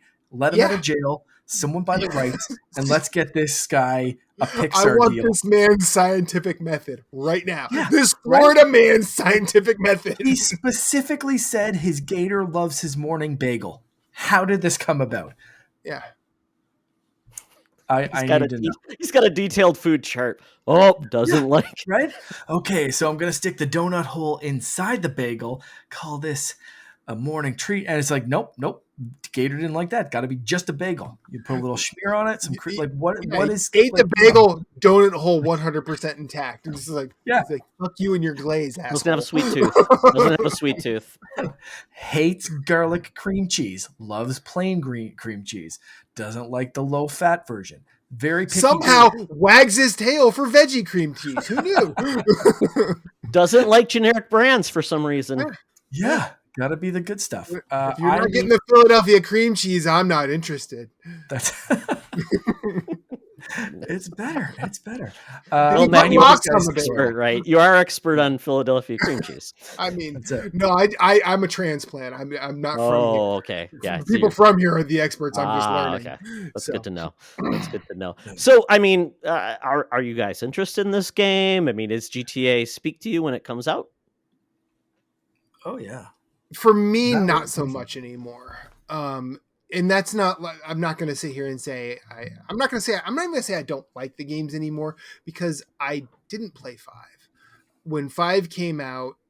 I was looking at it, and then ultimately, like, I decided not to purchase it, and I've not looked at it and regretted that decision. But also, like, there are plenty of like, I played every Grand Theft Auto after 3. I didn't play 1 or 2. I'm not gonna but I even found a way to play, like, Liberty City Stories. Like, I found a way to play a lot of Grand Theft Auto. I loved Vice City. I loved San Andreas. I loved 4. But by the time 5 came out, I just, the relationship was over. Neither of us were into each other, and we're both glad that the other one's happy. So yeah, I'm totally fine. Like, I will look at this, and I will probably experience it a lot. I will probably experience a lot of it vicariously by just looking at things, or like, hey, or like, there was that mountain in 5 that everyone was trying to figure out the secret of, like Mount Alien or Chiliad, whatever. like Mount Chiliad or whatever. I think that's what it was. And then, people found out how to turn into Michael Jackson turning into a wolf from Thriller. Like that stuff Yeah, absolutely fascinated me. yeah, Was The I story ever going to play behind the it. game to try and do that? No. yeah. But like I will probably look at Grand Theft Auto 6 the same way. Fair. Yeah, for me, very similar. Like I played all like same games growing up kind of thing, and then five, I did play five. I didn't completely sit that one out, but never got as into it as a lot of people. I know people that put hundreds of hours into online and just completely finished the entire game, everything they could experience. And like you said, find all those little secrets. Mm-hmm. That wasn't my experience with five. It was like I played it, I got my taste of it, I got enough of the story that I was like kind of satisfied. And I was like, okay, cool. I see what they're doing. I'm not gonna like put in my 200 hours or whatever to finish this one. I'm gonna move on to something else. But like, cool that I have it there. I'll probably wait for this one to go on sale. I'm not gonna be like waiting, trying to like knock down the digital door pre-order kind of thing. Like, but Mm-hmm. it's usually something that I will eventually try if I have a lull or if it goes on a good enough sale or whatever. But it's, yeah, for me, it's very similar kind of thing to Matt. Like I just, there's limited time in my gaming routine. A lot of stuff now, like, Finn just wants me to keep playing Super Mario and, different, we played some Pokemon together the other day, some like Let's Go Pikachu, and he caught his first Pokemon in that. So it was like, that's the kind of stuff that like, like GTA 6, I can't play that while he's awake. So I can't Yeah. play it. You know what I mean? Like, Yeah. it's just how it is. Mm-hmm. Todd, what about you? Are you like, sounds like Yeah, a because skip.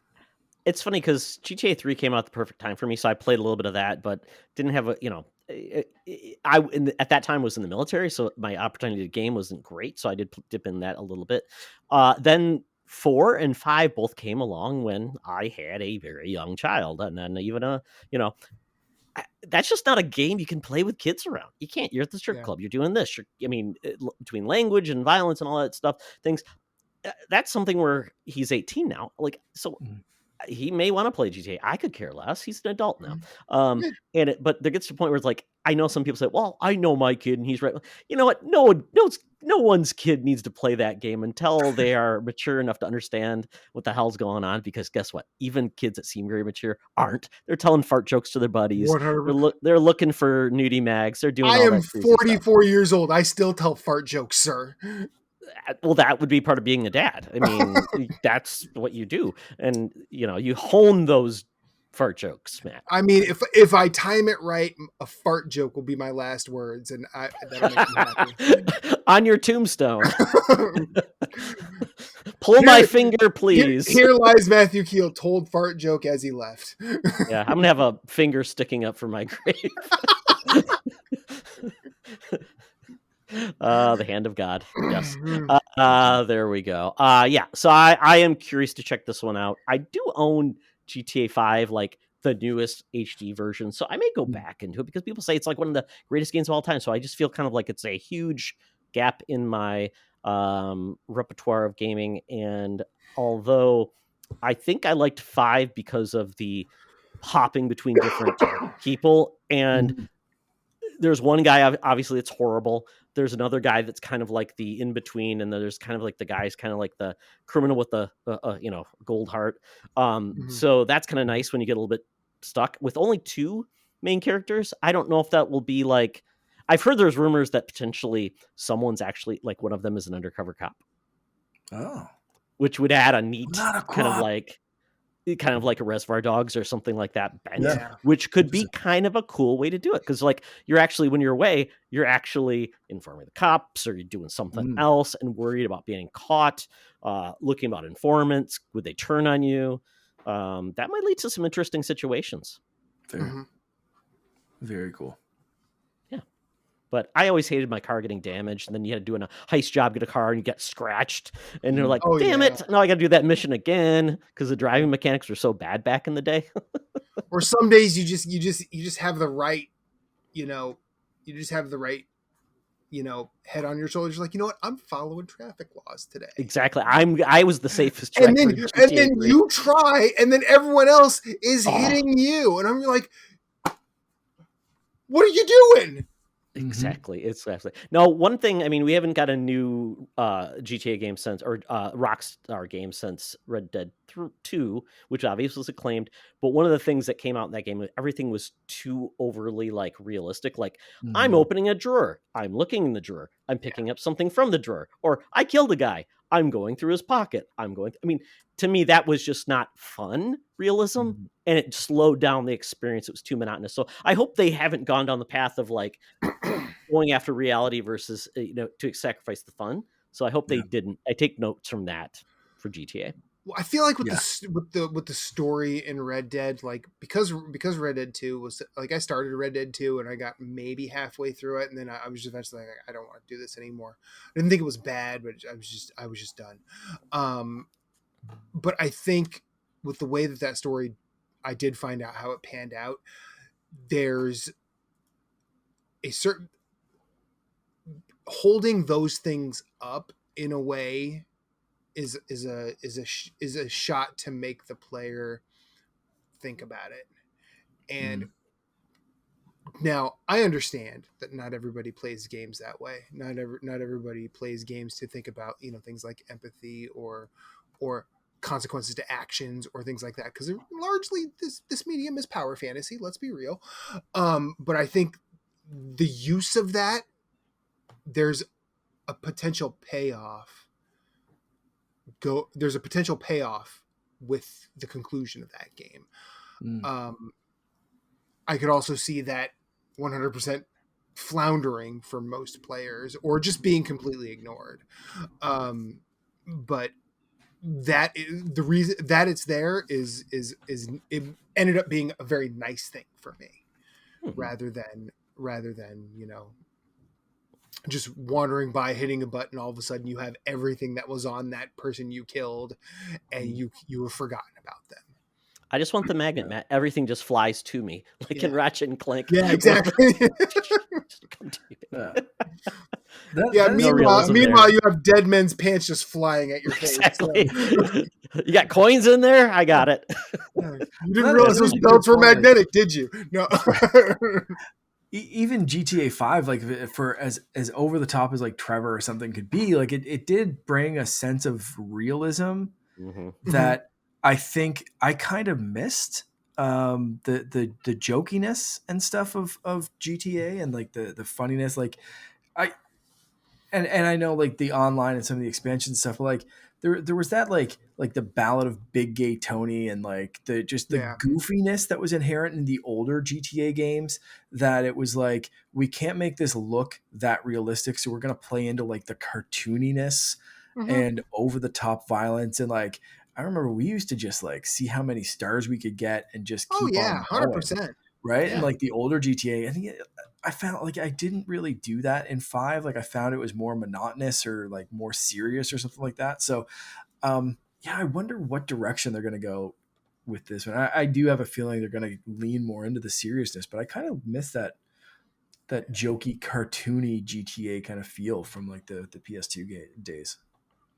Yeah. Well, I think what happened was in the lineage, I think Grand Theft Auto turned serious to a point, and Saints Row went the goofy way. Yeah. And then Just Cause showed up, and Just Cause 2 specifically just went absolutely silly with its open world. And I think Rockstar could conceivably just take all of that back and own it again. Whether or not they do remains to be seen. Yeah. They may even say that's what GTA Online's for, and not the online games. Yeah. So who knows? But I mean, with Florida Man involved, I mean, I can just see the hopeful antics. Oh, sure. 100%. Yeah. Could be some zaniness. Yeah, maybe we see Bagel Man. Yeah, hopefully. Gator's Bagel Shop. my new hero. Florida Man's out here trolling for bath salts. It'll be great. Exactly. Yeah. That's secret engagement. In recipe, right? You have to do it in salt water, but it's actually bath salts. Yeah. Gotta love Now it. we're talking. Yeah, so we've talked about GTA. So I hope everyone has thoughts on that game, and we've got only 2 years before we have to actually see that game. So more to come. Probably get another trailer in another year. But with that, we got the Game Awards, or I would like to call it, let's call it E3, Winter E3, with some Yeah. awards shown, or maybe like the MTV No, it's Movie essentially Awards.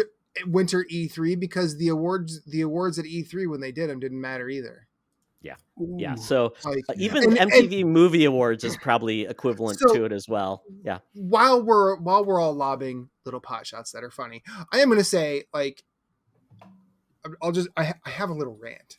You'll have to excuse me. You did say you took notes, Matt. So Well, that's because I wanted to give the actual winners more time than Jeff Keighley did. are we going to have to play you off, Matt? Probably, but probably, but we're on the internet, so you could just kick me out. I'm going to start humming. But like, so I started kind of riffing, and I said some things, and I wrote them down. So first off, let's state the obvious. For most people, award shows in general are boring and a waste of time. I think that's fair because how many of us actually watch the Oscars? How many of us watch the Golden Globes? They're often remembered for different reasons than anyone involved in putting work into putting them on ever conceived. Just ask Chris Rock, or ask anyone that ever tried a little bit of an adventurous outfit, or a host that simply had just been fed up with doing it. Ricky Gervais. That is not to say I think they're unnecessary or unimportant, because I genuinely believe that there should be, in all creative fields, the industrial entity should take stock of its year and award individuals or teams that have achieved excellence. I think shows like the Grammys, shows like the Oscars, the Tonys, all of that is necessary. Um, those aren't necessary. Like, most of the general public doesn't necessarily watch them to learn about what the best play was, what the best musical was, what the best movie was. Like, they're usually watching for red carpet shenanigans. However, like that stuff changes over time. As a music and film fan, do I watch or care about the Academy Awards, Golden Globes, or the Grammys? No. The former two cater most often to those in Hollywood at their most and at their most relevant to my interests. I'm not looking at the biggest awards on display. As for the Grammys, my music interest rarely overlaps with the echelon of pop music they're looking to praise. There are awards events out there that are worth my time, but rarely do they get airtime, and going into it here would take too long. If these game awards are to be the representation of the year in video games, they're doing poorer every year for obvious reasons. One, more time and value is placed on the future of games than the current year. Number two, Jeff Keighley, for all of his effort to keep the show going, admirable as it could be, is starting to sound and act like it's way better for he is way better for the industry than his award show. But also show time after time that he's clearly someone who's been lucky to meet and develop relationships in a business sense with many legends of the industry. And he has to remind both himself and us every December, because he has the microphone. Nobody else does. And, I was going to write more, but I got home and my son was still awake. So um, I love that commentary because it makes a lot of sense for how we think of the Game Awards. I think it used to be called VGX, used to be called the Spike Video Game Awards back in the day when it came out on a channel that doesn't even exist anymore. That was all about babes and Jerry Springer, bad reruns, all of yeah. those things. And Jeff Keighley, who used to be on, I believe, He GameTrailers.com, was he on was on G4. G4. He was on. I think he was Um, part of Revision 3 at one point, maybe. I Yeah, don't. and he's done some great work on like the like basically talking about the development of Half-Life Yeah. 2, I believe, with Gabe. So he's got a great background, and he's made relationship. That's his strongest thing. I remember when he has to have talks with Reggie Fils-Aimé in regards to like would play games with him and try to get more information about Nintendo. So he's always had a very trying to get game people in front of people. But I will say he's similar to, and Mark and I had Victor Lucas on last year, or no, was this last year? Last year. Victor Lucas is very similar, but where he's developed relationships, been in the media, and he highlights gaming culture too. So we don't have many people like this that have been around so long that are kind of a face to the industry of people that may not be aware of it. So I appreciate that, and I understand now that we have 10 years of this Game Awards from being on TV, like broadcast television, to now being completely online. The Game Awards does have, I believe, over 100 industry professionals who are part of the board, which nominate games and then vote on them. And there's also a uh, public vote element of this as well. And I believe there's like over 26 categories for this. Yeah.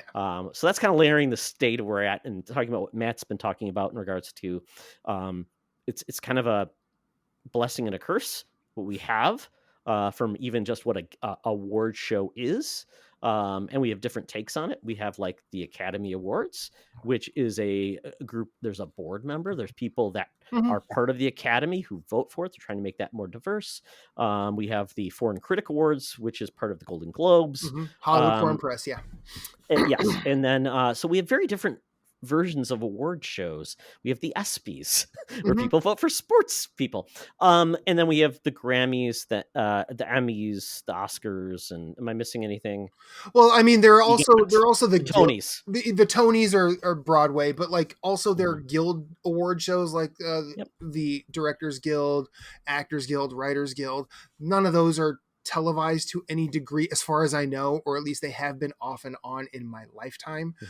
Um, those are the ones that I look at more than like the Oscars or the Golden Globes, because it's not they're not general. They're a specific group of people looking at the industry from their point of view. And I find that point of view fascinating. Now, do I look at the winners of these awards every year? Yeah, I do, because I'm interested in the media and I'm interested in what could be good or bad. So, and the only way I learn about that, because I don't have time to see everything, or definitely don't have time to play everything anymore. And I don't have time to listen to all the albums I want to listen to every year. It's why I don't really do a top 20 list like I used to anymore. But I always want to find something that could end up being a new cool thing, or have me thinking about that particular medium in a different way. And, you know, for all of these art forms that we've discussed, there are the big guys that everybody sort of sees, like your Oscars, Grammys, Golden Globes. They're also the little guys. The like personally for the Game Awards, like I'm full transparency. If I didn't know there were going to be like a whole bunch of new reveals, wouldn't even watch. If I didn't have a 90% certainty that there wasn't, if I didn't have a 90% certainty that there was going to be a Monster Hunter reveal in this Game Awards, wouldn't have even turned it on. I would have went to bed. I would have been fine. Or I would have, you know, stayed up watching hockey, which I do way too much.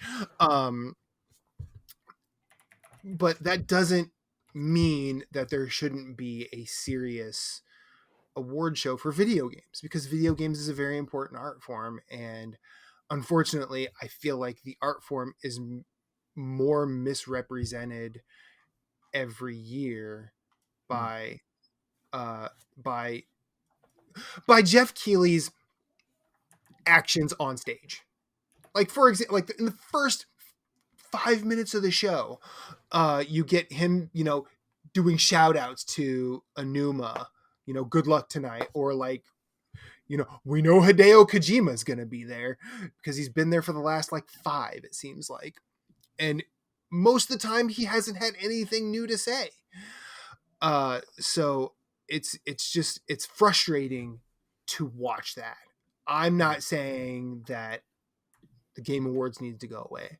I think maybe it needs a retool, and it maybe needs to be a thing that is put on by something very similar to the Academy of Motion Picture Sciences or the Hollywood Foreign Press.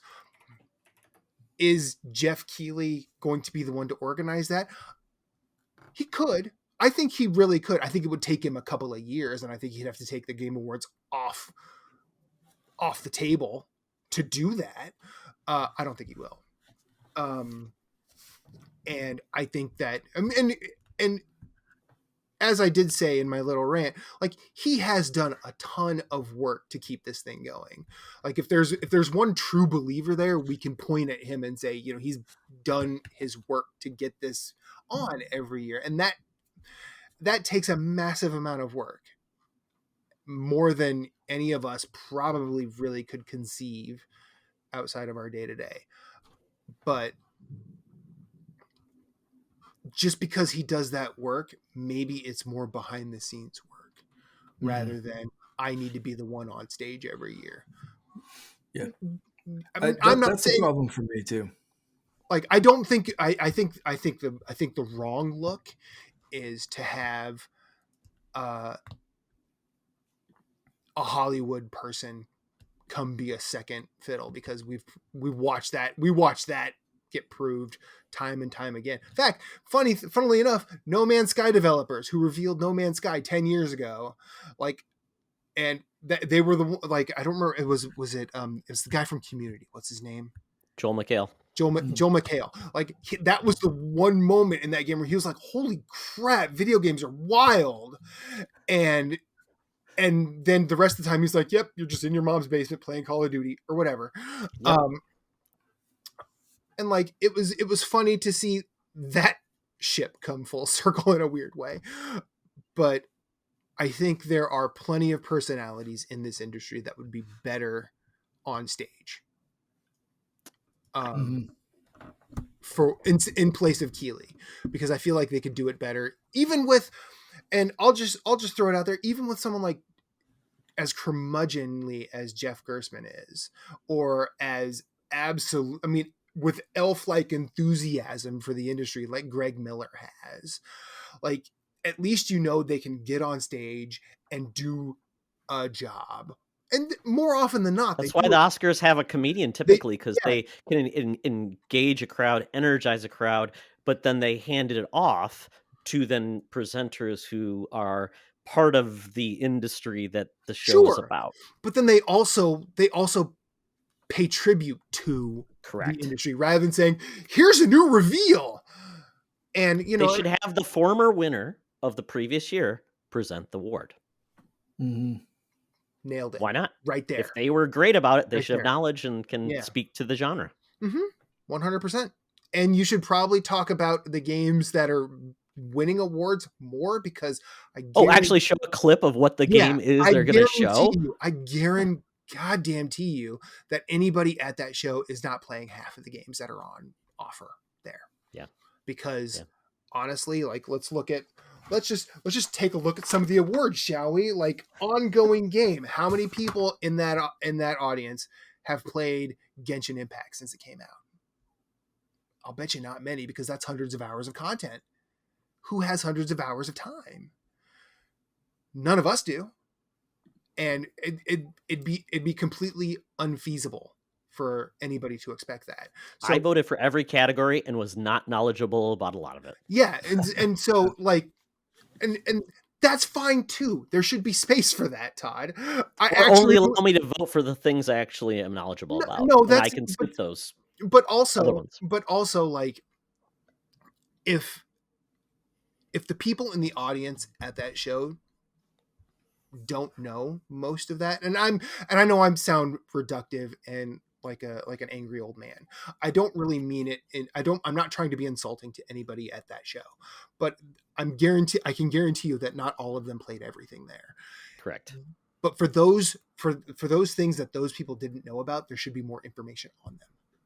And I agree. Jeff Keighley doing a laundry list between game trailers of people who won awards that they busted years of their ass off of, for not necessarily, probably not even for that award, but just to get a game out the door. And now all of a sudden they're just a footnote between, you know, Cyberpunk DLC and Lego Fortnite. No disrespect to either entity, but like, because I'll be honest with you, if I'm a game developer now, which I'm not, no ambition to be one, and I'm told that my game is nominated, guess where I'm not going? I'm not going to the Game Awards because there's a 60% chance that I'm just going to be a footnote between game trailers, and no respect is going to be put on. And they won't even pan to the crowd to show you. Yeah, and if I am lucky enough to even have someone on my team go up there and speak, 10 seconds after they start talking, the music plays. Especially if it's after the guy from God of War said, you all have all the time you need. So let me pause right there. Sure. No, I'm finished. I'm finished. No. So to your point though, they broke down of a 3.5 hour show and how much was for each portion. So 10 minutes were for winner speeches. 10 minutes for winner speeches. And they allotted 30 seconds for each speech. That means 20 people. 20 people. 30 seconds each. Yeah. 20 people got to actually, stand up and accept their award. Everyone else was just an attendance list. Well, 40 minutes was for all of like Gonzo, Kojima, anybody who stood up, Matthew McConaughey. The worst one was probably I Like the Show, but having Anthony Mackie come up and spend all the time that he did was kind of silly. Yeah. We got then I believe it was 20 minutes for musical performances and then an hour and a half for trailers. For a Game Awards. That just gives you the thought right there that this is not an award show. No, it's not. It is like the MTV Movie Awards. It is like a show that's more entertainment, and they will present awards, but that is not the focus. And I will say I'm fine with that, considering that there are other shows that are more focused on the awards. There is the DICE Awards, which is, Matt, to your point, that is from the interactive. It's from the Academy of Interactive Arts and Sciences. Yeah. So that truly is a body, and that is a professional board like the Oscars. So it's equivalent to it. There's also the Game Developer Awards as well, which is a board of developers. And then across the pond is BAFTAs, which is very similar to the Oscars. Mark, now remind me, in Canada, there are Canadian awards as well. What are those called? Couldn't tell you. Sorry. Honestly, called Mounties, right? Canadian, is that what they are? Canadian Game Awards, maybe the Canadian Game Awards. Sure. I honestly, so I don't know, like, regional Game Awards. I didn't even watch this one, so this will be my point to jump in and just say, like, I straight up didn't even tune in. I didn't watch a replay. Usually, in past years, I haven't watched them live in a while. Unless I know that there's something big, and I'll maybe tune in for a little bit when I think it's going to happen. Like, if there's a big announcement at the end, let's watch that.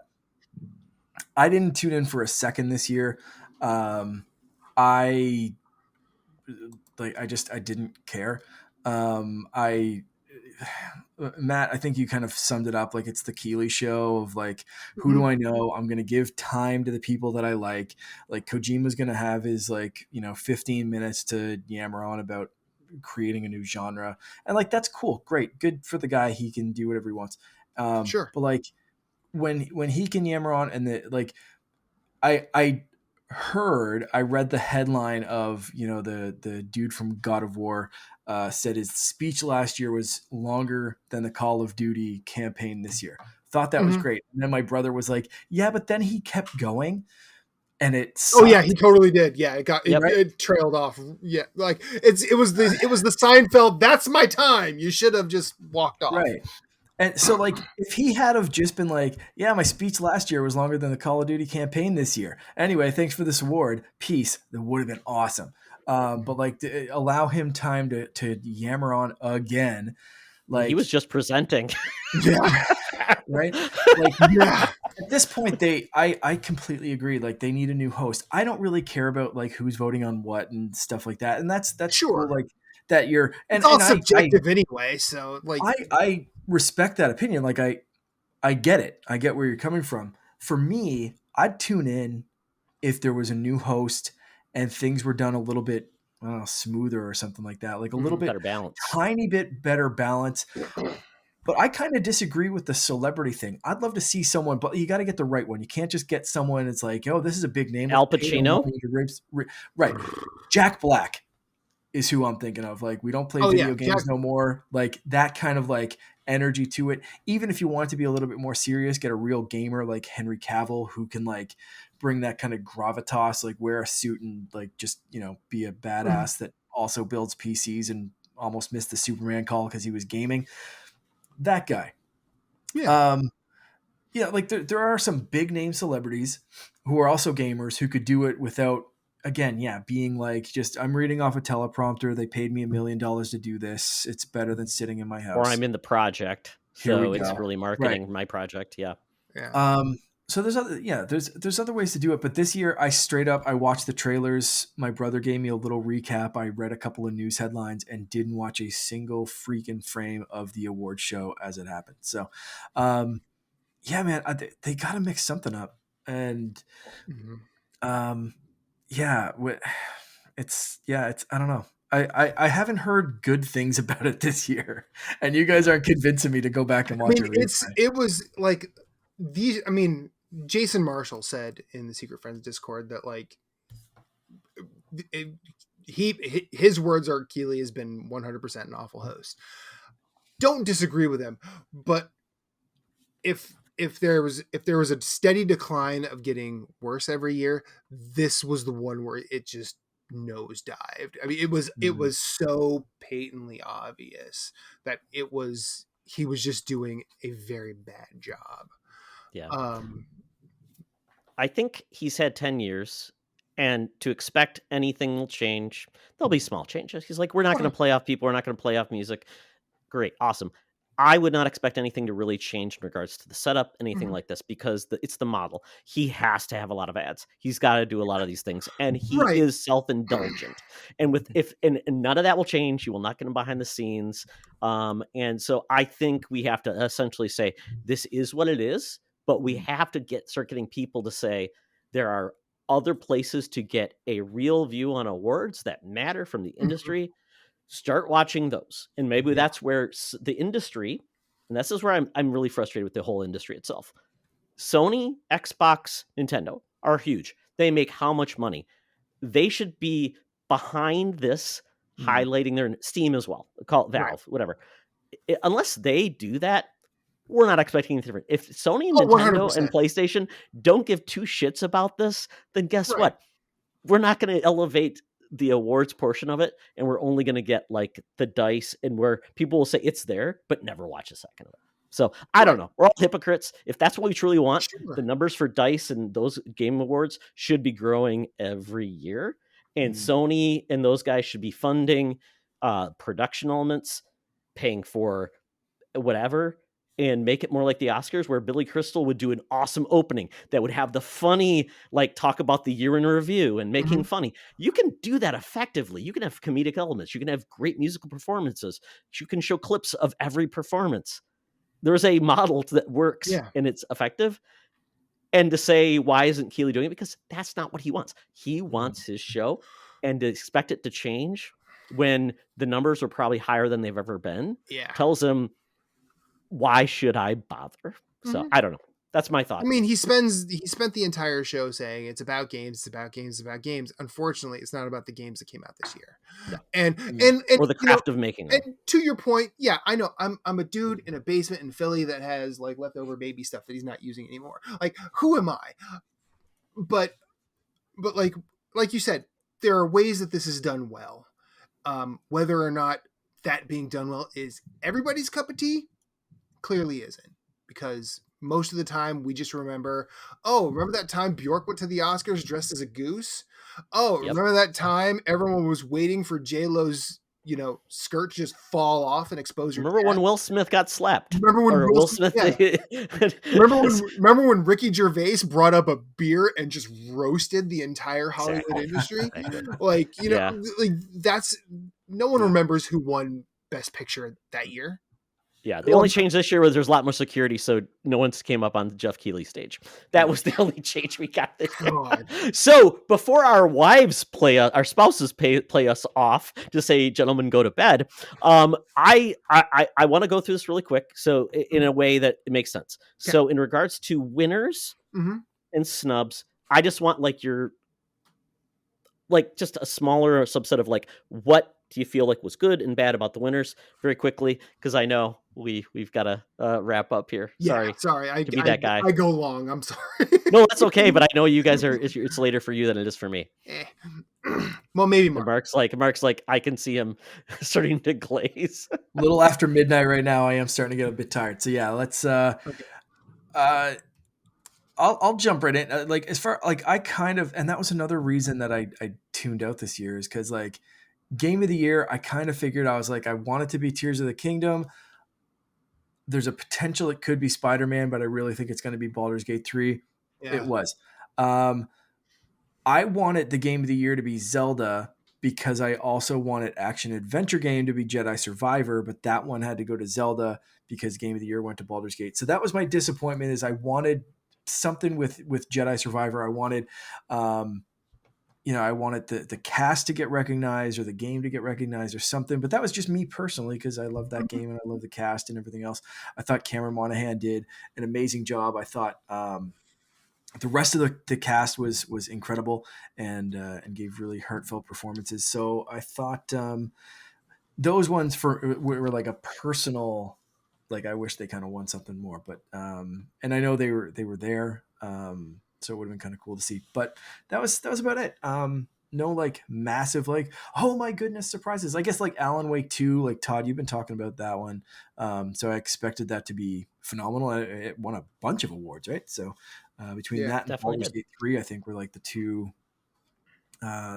big ones. I figured Mario Wonder, which I just like finished the whole story of and all that kind of stuff. I figured that was like shoe in for family game. So yeah, no crazy like aside from like personal preferences, no crazy like upsets or like surprises or anything. Matt, Yeah. what did you like? I Anything mean, that same. Like I probably if I looking at the game of the year list, like the only one that I played all the way through. Oh wait, no, I didn't play any of these games all the way through because I still haven't beaten Tears of the Kingdom. Halfway through. Anytime I'm like I've beaten all 4 bosses. I just need to go do Ganon. But anytime I'm in that game, I'm like I'm gonna go explore the depths and I will auto build my flying machine and just honestly what this Zelda is for me more than any Zelda ever has been, it's No Man's Sky. Yeah. Like I just fly Follow around. your fancy. I just fly around. I put on some music. I'm just like, we're just gonna vibe. Like, oh, that Lionel's pissed off at me. I'm gonna fly away. He can't get me now. Bye, Lionel. But ultimately, like my game of the year, and based on this list, would definitely be Tears of the Kingdom. But that's because, like Todd, I have Baldur's Gate. I've wanted to play Baldur's Gate 3 since it was announced, and I have a kid now, and I'm like, I can't. It's only 180 hours long, Mark. Just Matt, what's like, the problem? like honestly, looking like I'm just like, geez, I'm not ready to learn. Like because every game you have to learn a little bit in order to actually play it. It's not a simple game. And it is so many systems. You know, like I play every FromSoft game that I've tried to play that first mission in Armored Core, but then the baby starts crying. I haven't gotten through it. So I'm just like, this, I can't, not because I don't want to, not because I think it's bad, but I just can't. And that's the way it rolls. I'll play it eventually when he can sleep through the night.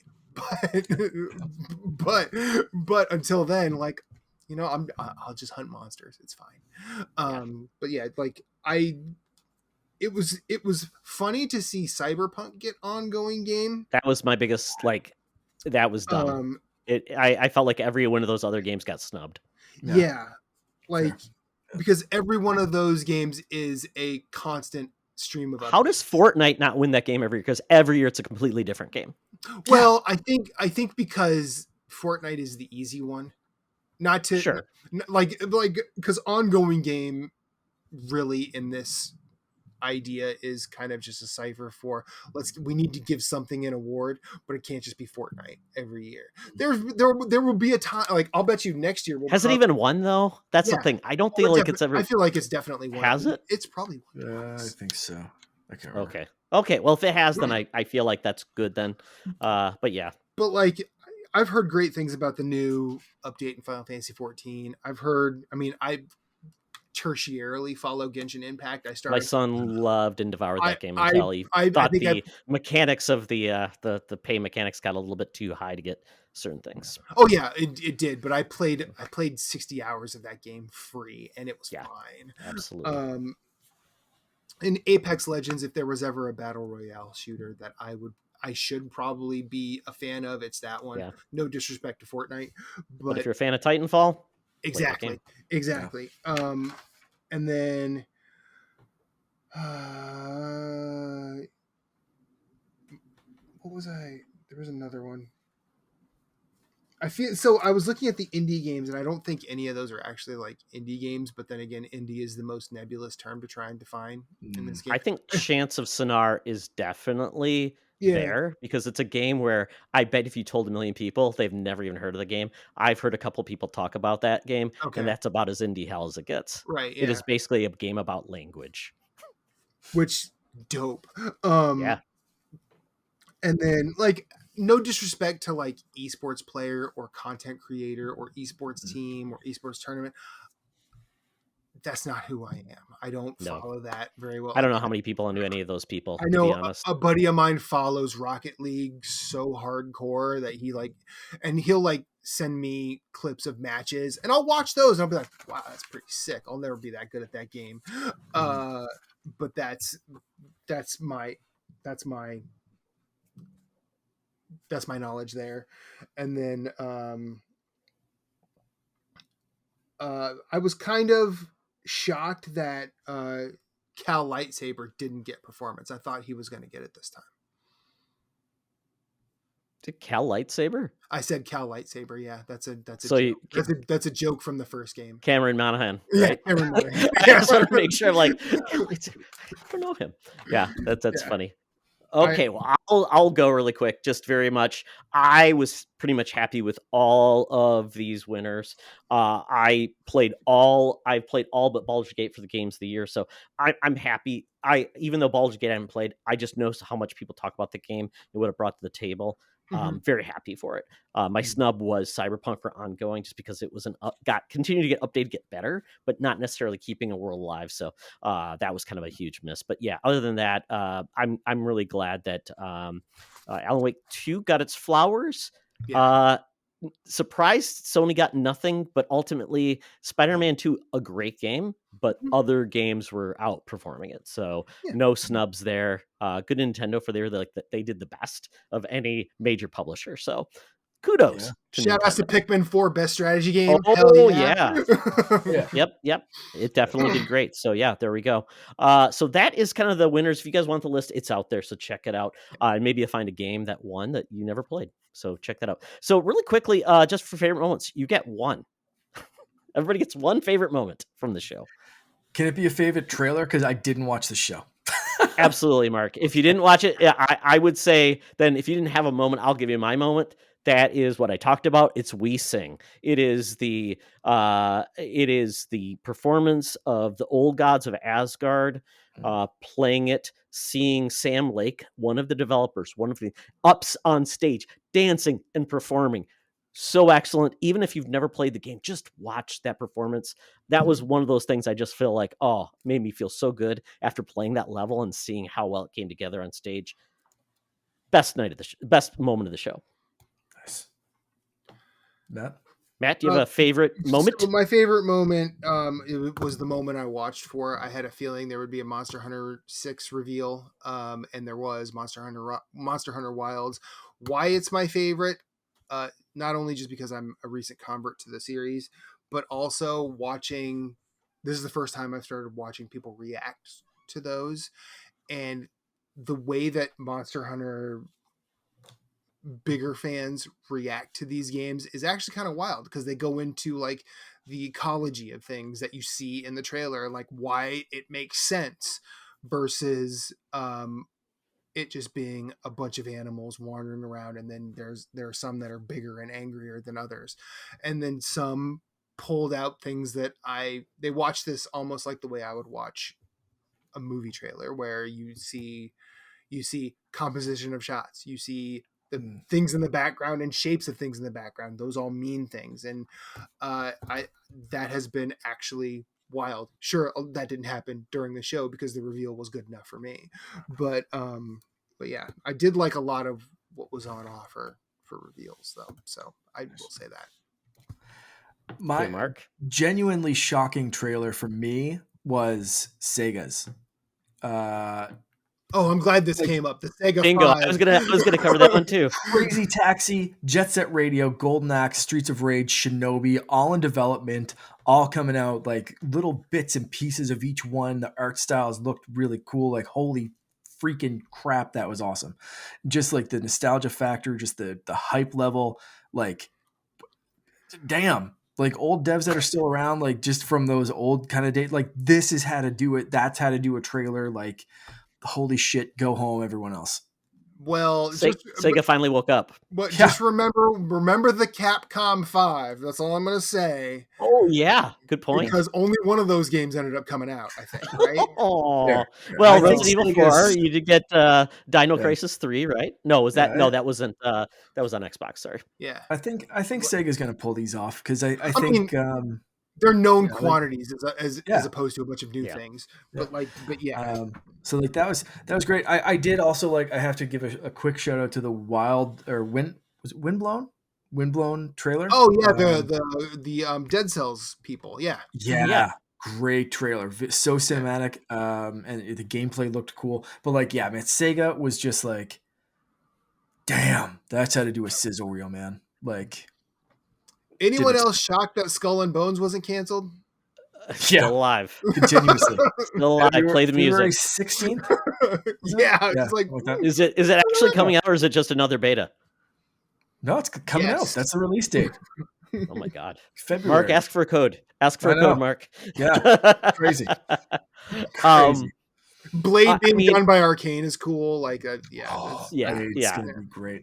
Although I was, as usual, disappointed with 2 seconds worth of gameplay or zero gameplay, Blade, Jurassic Park, those kind of things. It's like, okay, this could be really, really cool. It could be whatever.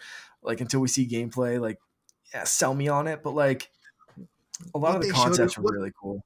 What they showed of Jurassic Park gave me Alien Isolation vibes, and that survival horror Jurassic Park is a new concept that's pretty cool. That was nice, I think.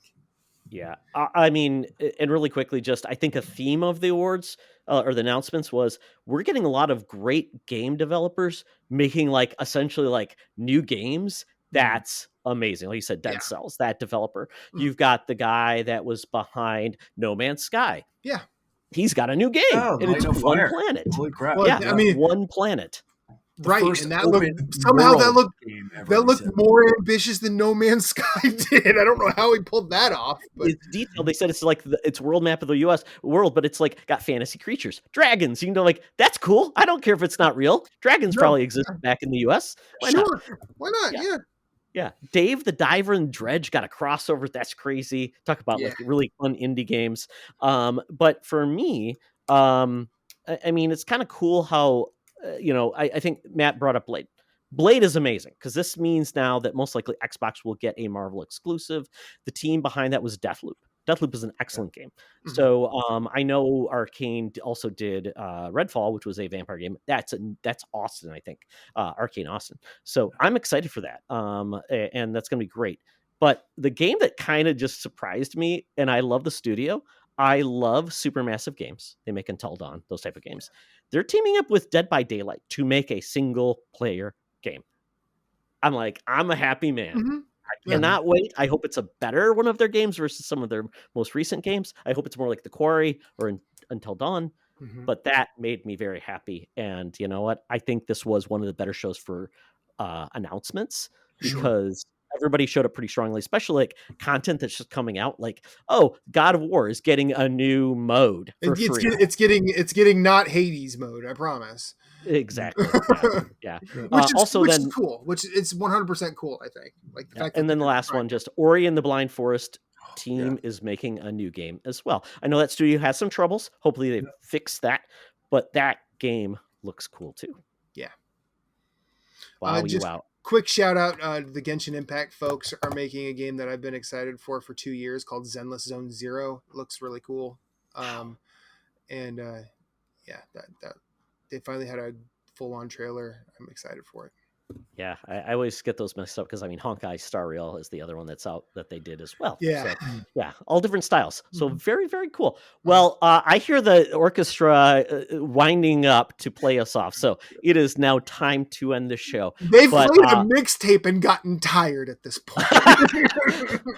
what is that song? I can't tell. I don't hear very well these days anyways. They did festival for us, and we're just like, nope, we're talking through this. Until a big hook comes out, we're not leaving. But with Right, that, it is the end of the show. This has been a lot of fun. Matt, tell people where they can find you, because you're an awesome guy. So I guess you can find me on Twitter. I'm not calling it what it is now. Infinite_rewind. Don't tweet as much as I used to. Look for me on Blue Sky, Infinite-Rewind. That's where I do most of my social stuff. And hopefully I'll be doing podcasts. I also do a podcast about movies. That's called Freewheeling It. You can find that on Blue Sky, Twitter, at Freewheeling It. I think we also have a Tumblr as well. Freewheeling It there. And that's really it right now. So shout outs. You ever want to talk, I'll talk, obviously. He's a man of few words, folks. No, follow not Matt. at all. He is awesome. And the podcasting world is better when he's a part of it. Thank you, Todd. I appreciate that. Mark! You can find me at mostly Instagram and Threads and hanging out in our Discord channel at _Canardian. Everywhere. Yeah. Excellent. We'll ask, what's your favorite color? Yes. True. And myself, I'm mostly on Threads, Instagram these days, at Toxtra, at Secret Friends Unite is our handles there. I'm still on Twitter, just it's a place to put stuff out and still make sure people are knowing we're there. So that is it for our show. Thank you all. This was a pleasure.